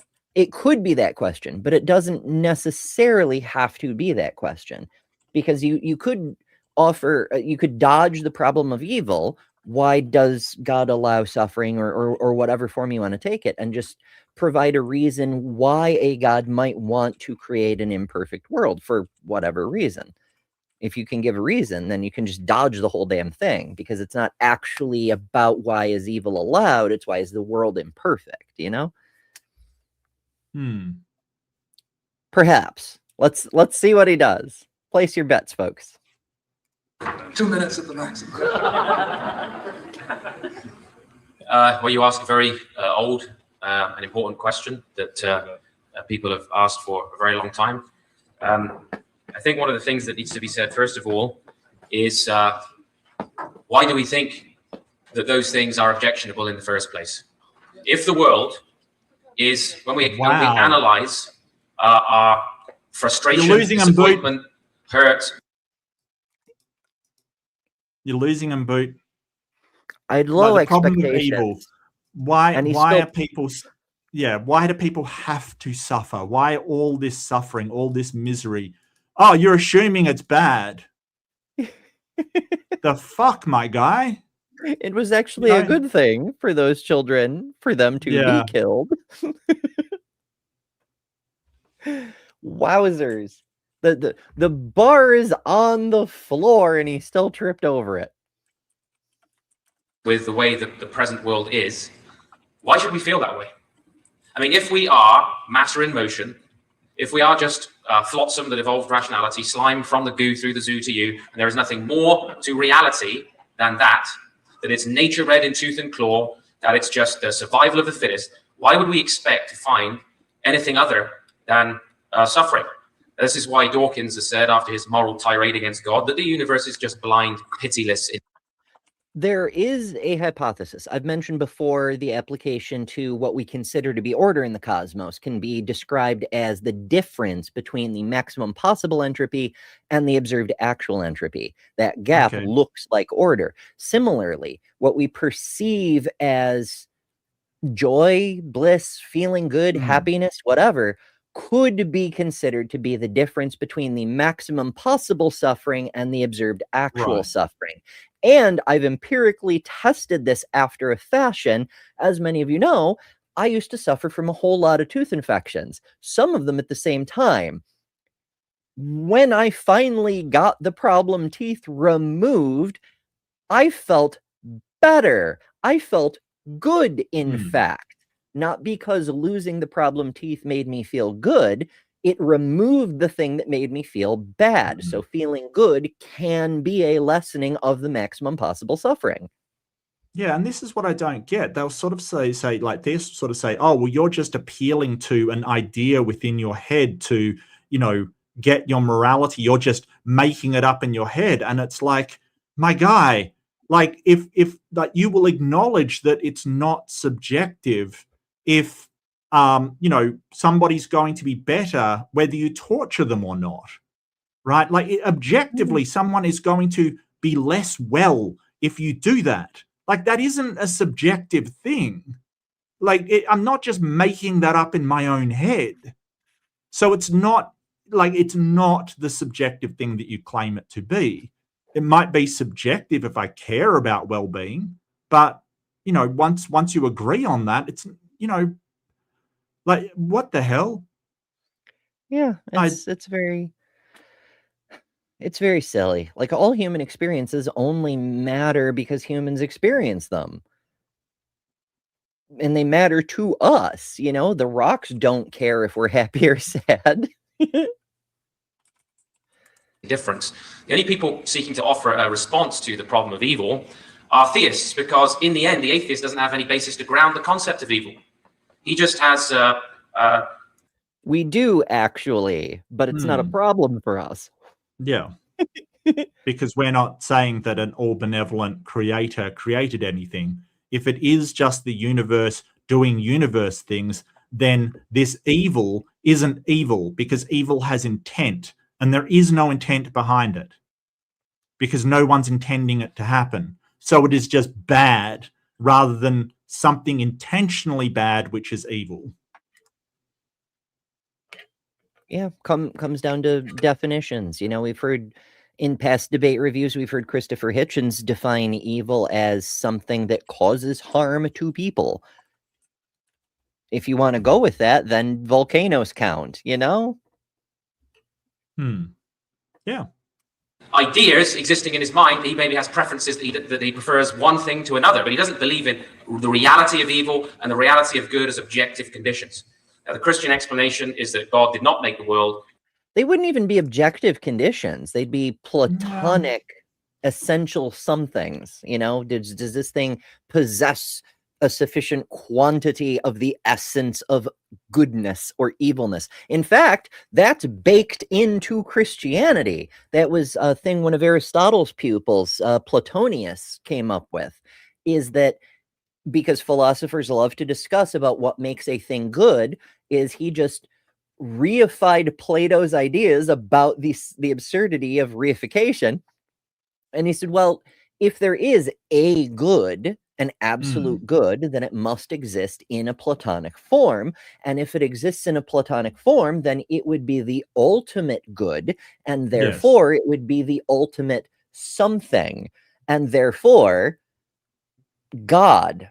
And when Augustine came through and just started throwing other shit on top of Christianity to make it more philosophically robust, he just swiped that idea from Platonius, and he was like, well, I mean, obviously God is good because God literally is the good. And so we can presuppose if good exists, our God must exist. Checkmate, atheists. Yeah. In the context of rebellion and sin and evil, but it was a good creation, and that creation. But did God not know? God knows what's going to happen. God knew that there was going to be suffering. God knew that Yes, he did. So why did he choose to do that? He deemed it. The only answer I can give you there is that he deemed it more important to create that you're here than not to create you. That your existence was more significant and important than your non-existence. Well, there's a problem there. There's a problem there because you're basically saying that God was restricted to creating you and having suffering. He couldn't create you without suffering. There's two problems to that. Number one, God isn't omnipotent at that point. You would expect an omnipotent being to be able to do that. Number two is he absolutely could have done it because he is promising to give that to you in heaven. That's exactly what heaven is. So if what Joe is saying now is true, then he has to concede the afterlife debate because God doesn't get a vote. Can be learned, even in the process of suffering. My wife was diagnosed with cancer a year and a half ago. So as a Christian theist, what's my response to that? She was 39 years old. I've got 3 small children. Does that mean now, well, I'm not going to believe in God anymore. He hasn't given me what I wanted, perfect health till I'm 80. Or is there something in the process of suffering in a fallen world that transforms who I am as a husband, as a father, does something in her life? Even to the point where pain does serve important functions in our life. You drop a piano on your foot, you want to lift it off pretty quick. It's painful. Right? It tells us you want to break your toe, lift the piano off. Emotional pain performs a function in our lives. So I can't, theodicies have been developed in response to the problem of evil. But the thing is, if you're asserting that. So I really dislike theodicies, not just because they sound like the idiocy, which is a thing, but it's just, it's a what if. It's not an explanation. It's an excuse for why there isn't an explanation. Which doesn't resolve the problem. Right. And usually the theodicies fall short. They will either lead to all of the things that you bad are in fact good because they need to be, or some sort of contradiction that doesn't actually solve the problem. So the free will theodicy, for instance, it doesn't solve the problem because there's natural evils. The best is what Boot's done, which is, all of this suffering is actually a good thing. Be grateful for your suffering, kind of thing, and that leads you down some very dark roads. Oh yes, I've tried to explore that one a few times myself when I was a bit more active in ministry, and people were, people from different faiths, but let's be honest, here in North America, it's mostly Christians, and they would come to me with those sorts of struggles, and I'd be like, well, have you considered the possibility that a world with this kind of suffering in it is what is necessary for the existence that exists to exist? Like, you wouldn't be born if your parents didn't meet. Your parents wouldn't meet if your father married his high school sweetheart instead, So his heartbreak was necessary for you to exist. You can apply that more generally across the whole world. And the world today, you might consider, is full of both joy and suffering, but there is some suffering because just like that past heartbreak is necessary for your existence, the suffering that's going on today is necessary to produce the world that will come. We need the heartbreaks now to get the children later who are the point of all of it. Yeah, but you're still running into the problem of omnipotence, that you have to limit God to be able to have that suffering in order to get any given outcome, right? Like, you're basically saying God cannot achieve this without going through that. And you might say, well, there is no logical way you could get to who I am and what I'm doing today without all that suffering. But wait, God's already saying, I'm going to put you into heaven without the suffering. So does that nullify everything after I die because there is no more of that necessary suffering to get the character development to get who I am? Right? Like, the Christianity undermines itself by basically saying, hey, you need the suffering in this life in order to get to the non-suffering in the next. It, number one, shows that God is able to create that non-suffering, that it wasn't necessary. Number two, it sort of says, well, it was actually a good thing because you will enter heaven with all of this baggage attached to you. Like, why? If all of it's non-suffering, then why do you need character development at all? Yeah, and that's one of the downsides of thinking that you are qualified to talk about these sorts of things purely from a ministerial perspective, because the people you're talking to aren't necessarily trying to find philosophical answers with strong logic that withstand scrutiny. They want a reason for why their cat died, or whatever. And so they don't ask the critical questions. They're motivated to accept your explanation, Yeah. This is why echo chambers are bad. As Megan Fox says, I'd respond to that with, so I'm just a cog in some cosmic machine that some asshole could have designed better, but chose not to. So I could answer that one too, but it's a much longer thing and it's silly. And so I'll just, yep. Maybe one of these days I'll put together all the shit that I've said as a minister. It can be quite fun. There is real evil in the world. You're already presupposing a theistic position on reality. If you're an atheist, you don't have real evil, and there can't really be an objection to suffering and evil in the world. That's just the way the world is. It's blind, pitiless. Well, that's a standard. The answer is, that's just the way the world is. It's not even mysterious ways. It's just because I said so. Yeah. Just have faith in God, that God designed it all the way it was. God's all good. And so he's trapped in this horrible thing where he's got to go, your child died of leukemia. Well, that's actually a great blessing that your child died of leukemia. It's like, no, my guy, no. Won't somebody think of this suffering? What if the universe was created for the purpose of generating suffering, and humans are just the mechanism to charge God's battery for suffering? What if the universe was generated to make plastic? To make what now? Plastic. That's an I'll have to think about that one. Yes. Gotta. You can certainly say that on the basis of the way you're viewing the evidence, you can ask the question, is God evil? But if there's real evil, there has to be real good. And the Christian worldview, evil is only that if you take an apple, a good apple, it has its a nice ripe apple. It's an apple. It has its existence, its being. This is what Augustine said, because it's been created as an apple. Now, when you leave that apple for say 4 weeks out on the kitchen table, it steadily decays. It's still an apple, but it's not what it was fully intended to be. It's still an. It's a bad apple. Yes, from our point of view that we want to eat the apple, from the apple's point of view that it wants to put its seed into the ground and decay so it can grow a new apple tree, it's doing great. It's a great apple. Mm-hmm. It's because performing within expectation. Right. That fruit, like the stuff that we eat around the fruit, yeah, we may eat the seeds and that's great for the apple, sure. But also the decay of that matter helps fertilize the soil if it does just fall on the ground. So it's not that it's a bad apple from the apple tree's point of view. It's doing just fine.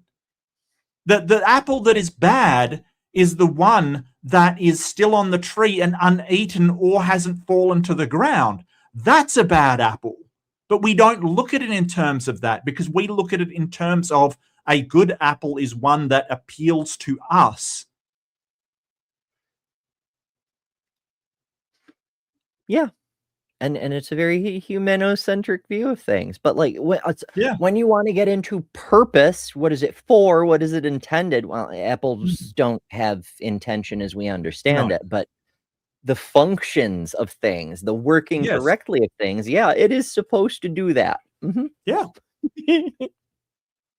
It's supposed to be delicious so that the humans will take it and bring it elsewhere, and then it's supposed to decay so the seeds can sprout.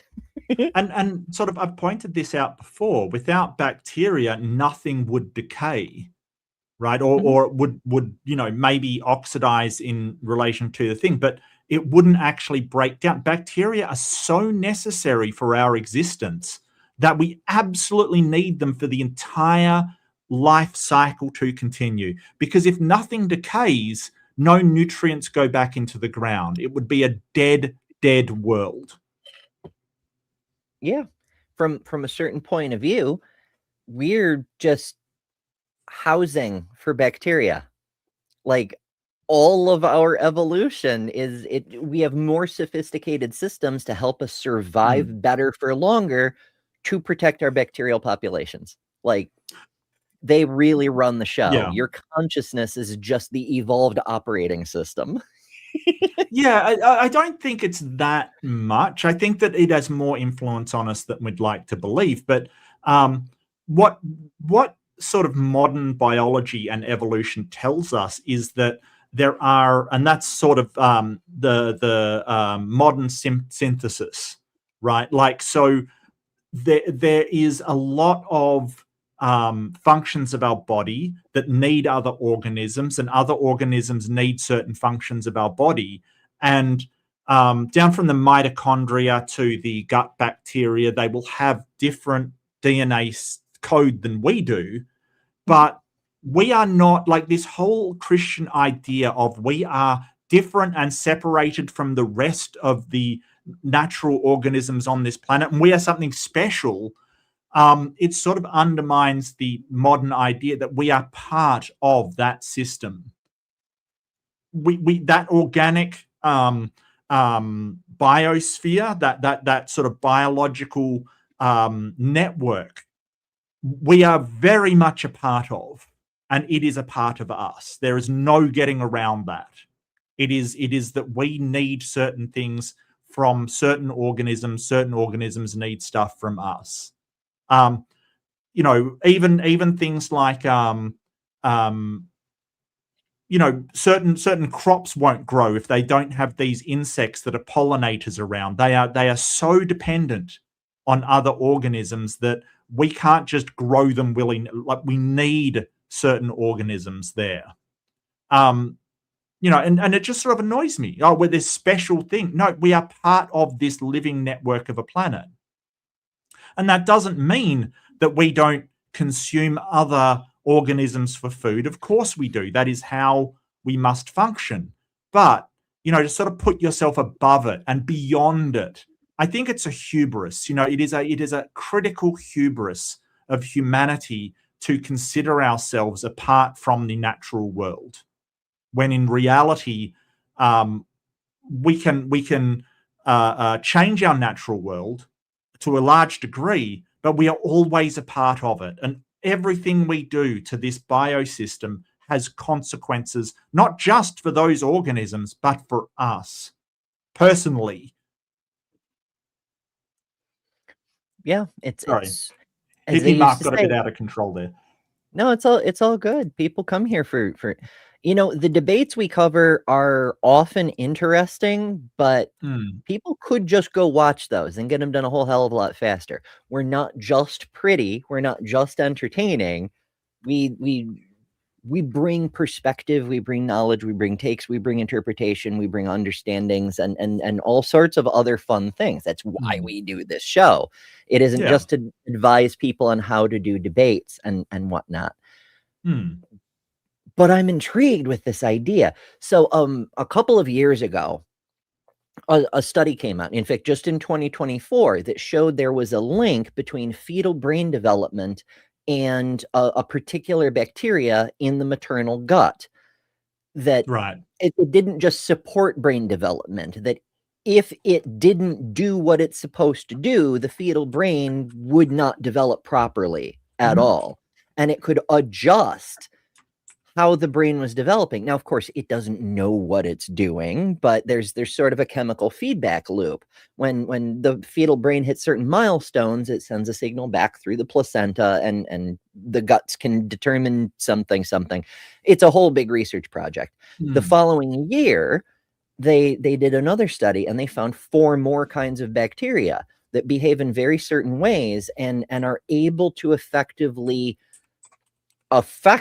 because again, there's no intention here, it's bacteria we're dealing with, but there's a chemical relay system that somehow they're able to determine. And again, the paper goes into much more detail, but it gets down to the level of the microstructure of the neurons. Which neurons are connected to which things in which direction comes down to how each of these gut bacteria behave. So that is to say, from a certain point of view, of course, we all evolved together. We didn't just poof into existence and then we just magically had gut bacteria that was right for us. Evolution is a co-process, but it isn't unfounded to hypothesize that one of the things that made humans made us different from the other animals was our brains were engineered by our bacterial populations. Sort of. Yeah. It's fascinating. It makes me really wonder, where humans will be in, 2,000, 3,000, a million years kind of thing. What will happen? The good thing is it will not be my problem. That's a future people's problem. But if you are a future people, remember to subscribe. If YouTube's still around. I mean, I wouldn't bet money on it. Yeah. I mean, even if this is your first video, this is a part 3. So of course, watch parts 1 and 2. But also, we're pi hours in. We're it's not 3.1. We're 3 hours and 14. You must be into this kind of thing. So please make sure you're subscribed. Apple by virtue of the fact that it's been created, but it's distorted, it's marred, it's gone rotten. And the Christian worldview says that evil doesn't have existence in itself. It is always a parasite on good. It's a corruption of that which is good. When you analyze evil and men's moral choices, they're usually aiming at what they think is a good end, but they're doing so by wrong means. And that's why the Bible says that sin is violation of the law of God. It's to break the law of God. It's to come short of something. It's the corruption of something. He mixed a whole lot of terms there. Yeah, that does not cover natural evils, though. That does not cover, you know, the earthquake in Venezuela kind of thing, like that killed so many people and so many missing. It's going to be horrendous. You know, like what moral failing of humans caused that exactly? They didn't offer enough burnt offerings. Yes, they lit the wrong incense. Probably. Perhaps. Probably. I don't know. I believe that's it for the Q&A. I'm not sure if our moderator, if it's just like closing notes, let's thank our guests, or if he has something to say. We'll find out real quick, but I think we're probably done.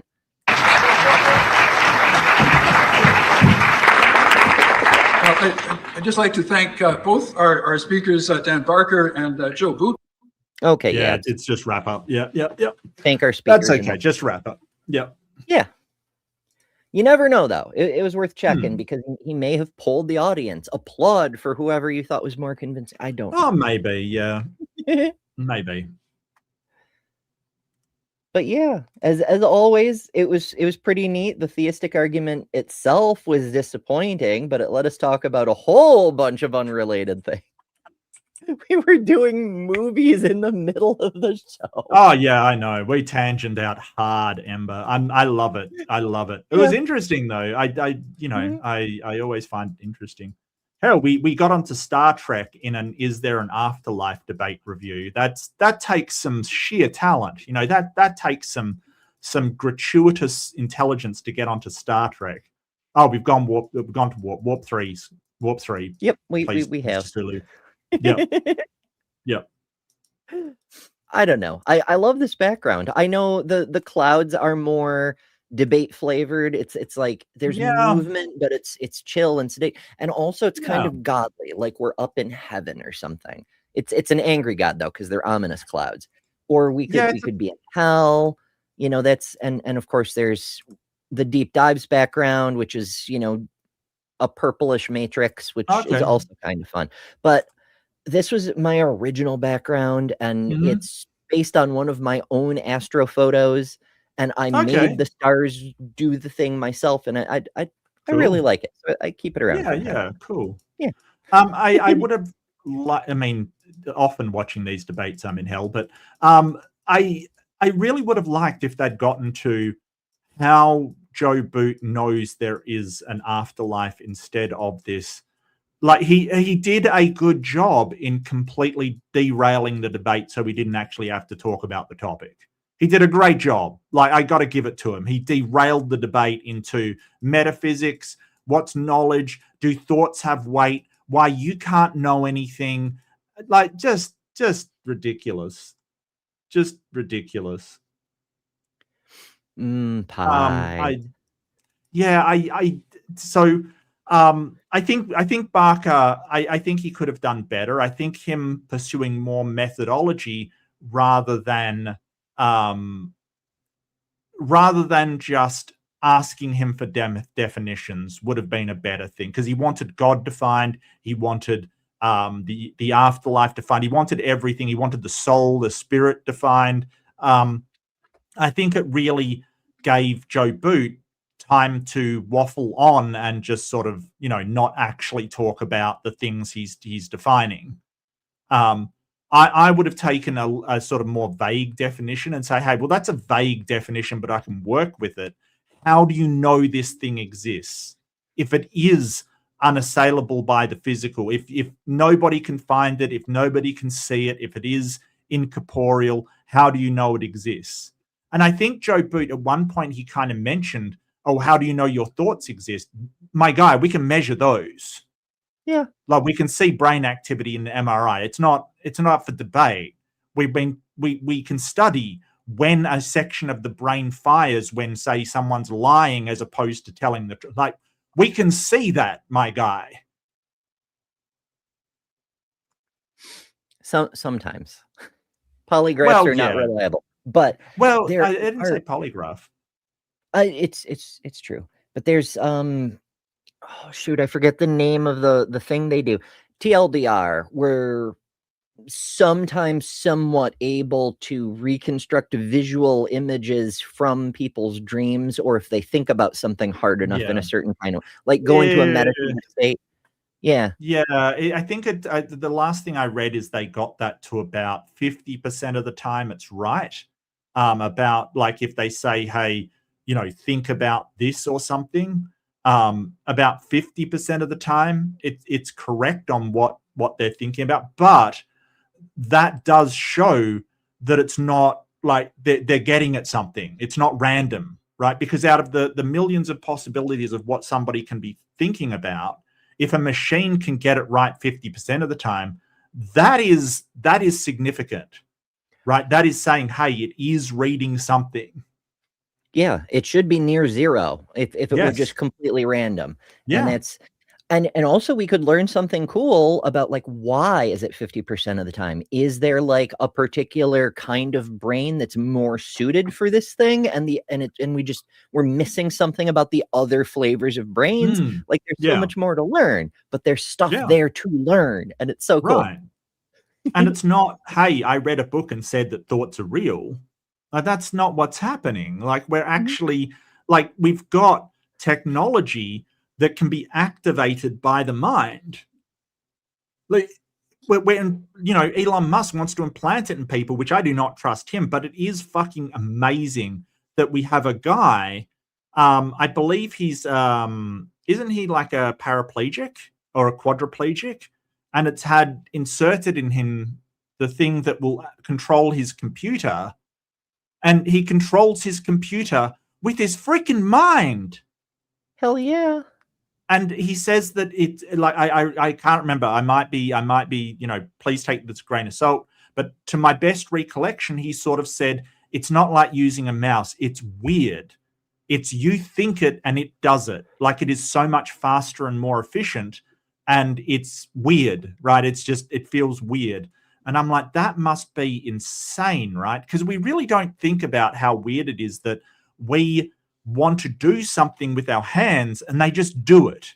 You know, like we don't have to think about the actual articulation of it. And for a machine to do that for us is just wild, you know, like just wild. But it shows that thoughts are definitely physical things, or else we would not be able to get a computer to do that. Because a computer, spoiler, can't detect your supernatural soul. At least to my knowledge. Please, if it can, let me know. Right. Let us know the very day, the very moment. We're all very eager because as skeptics, a first principle above all, the 0th principle is we could be wrong. So show us. Yeah. The 0th principle. Oh. All right, stuff coming up. This week for me, I'm not entirely sure. I have 2 shows planned. They may or may not happen at any particular time. And we're going to take another stab at doing a show on the Comic-Con channel at NocoCon here on YouTube. I've been trying to get a guest on to talk about his stage show at this year's NocoCon, and he keeps postponing. We're on 3 postponements so far, so no promises, but we're aiming for next Friday at 7 p.m. Eastern. But stay tuned. Fair enough. What's up with you, Mark? Oh, I'm doing a couple of shows. I'm doing Is God the A-Hole? That's Tuesday nights. And I'm doing Fundamentalist Fails, which I was going to do Cameron Bertuzzi last time, and it sort of fell down. So I had to do something else. Like my download program just wouldn't grab it for some reason, you know, some unknown reason. So, but it would grab this other one. So I did the other one. It was actually quite good. It was actually quite fun. So yeah, I have a lot of fun on my Fridays or Thursday nights. I also I think I'm moderating a debate coming up, and that's going to be on a new debate channel called The Thought Experiment, which I love the name. I love the people involved. It should be really good. And I got to get on to Wes to plug it because I really want some more atheist debate channels coming, to come up. There's a ton of debate channels that are theist, and it's rarely we get an atheist one. Like it's kind of rare, and I dislike it. But hopefully we can get that one thing. And I love the name of it. It's just a great name, to be honest with you. Yeah, that show co-streams on Skeptic Haven. But do, subscribe to both, because newer channels really, really need subscribers. So yeah, that'll be fun. That'll be pretty neat. Yeah. It's usually our Friday afternoon, 7 p.m. Eastern time. Don't quote me on it. I don't produce that show, so I don't know for sure. But it's Friday afternoon here in the Western Hemisphere. So yay. Alrighty. Thank you all so much for joining. It's always a blast, especially when y'all throw out the puns and the jokes and the distractions and also the support stuff, the super chats. Thank you all so much. I really, really appreciate that as well. Absolutely. And everybody who, I'm all the buttons, the likes and the shares and all that stuff, that helps a lot too. I very much appreciate it. And thank you, Mark. We're back over at Mark's place. Oh, my next pleasure. time. Fresh debate. Yeah, I don't have one picked out. I did see one. I'll have to find it again. I think it was a newer one with O'Connor. I really do like O'Connor's debates, just because they usually are very reasonable, very not over the top. They're usually pretty good. But I'll see what I can find. All right. It'll be an adventure. So we'll see you guys again very, very soon. And until then, try not to die. Thanks to all our patrons and top-level members for May. Miranda, Karen Butcher, Jimmy Tux, Ian Chen, Maya Adkisson, Robin Webster, Lilith, Ember Lynn, The Barely Bearable Atheist, Eric Wander, Jason Jacoby, Lil of All Trades, Deviant Outcast, Thriver Scapegoat, Katie Bluebird, Noise Ending, The Godless Engineer, Secular Feelinist, and Elira the Free. And you can add your name here next month by signing up at patreon.com/betterthanember, or by joining Emberships here on YouTube at the Cinder level, which also includes all the custom emojis, tons of member-exclusive content, member-only live streams, and a bunch of other stuff. I deeply appreciate all the supporters who keep this channel going. Thank you so much. Because of you, we're building a wonderful community that I'm very proud of.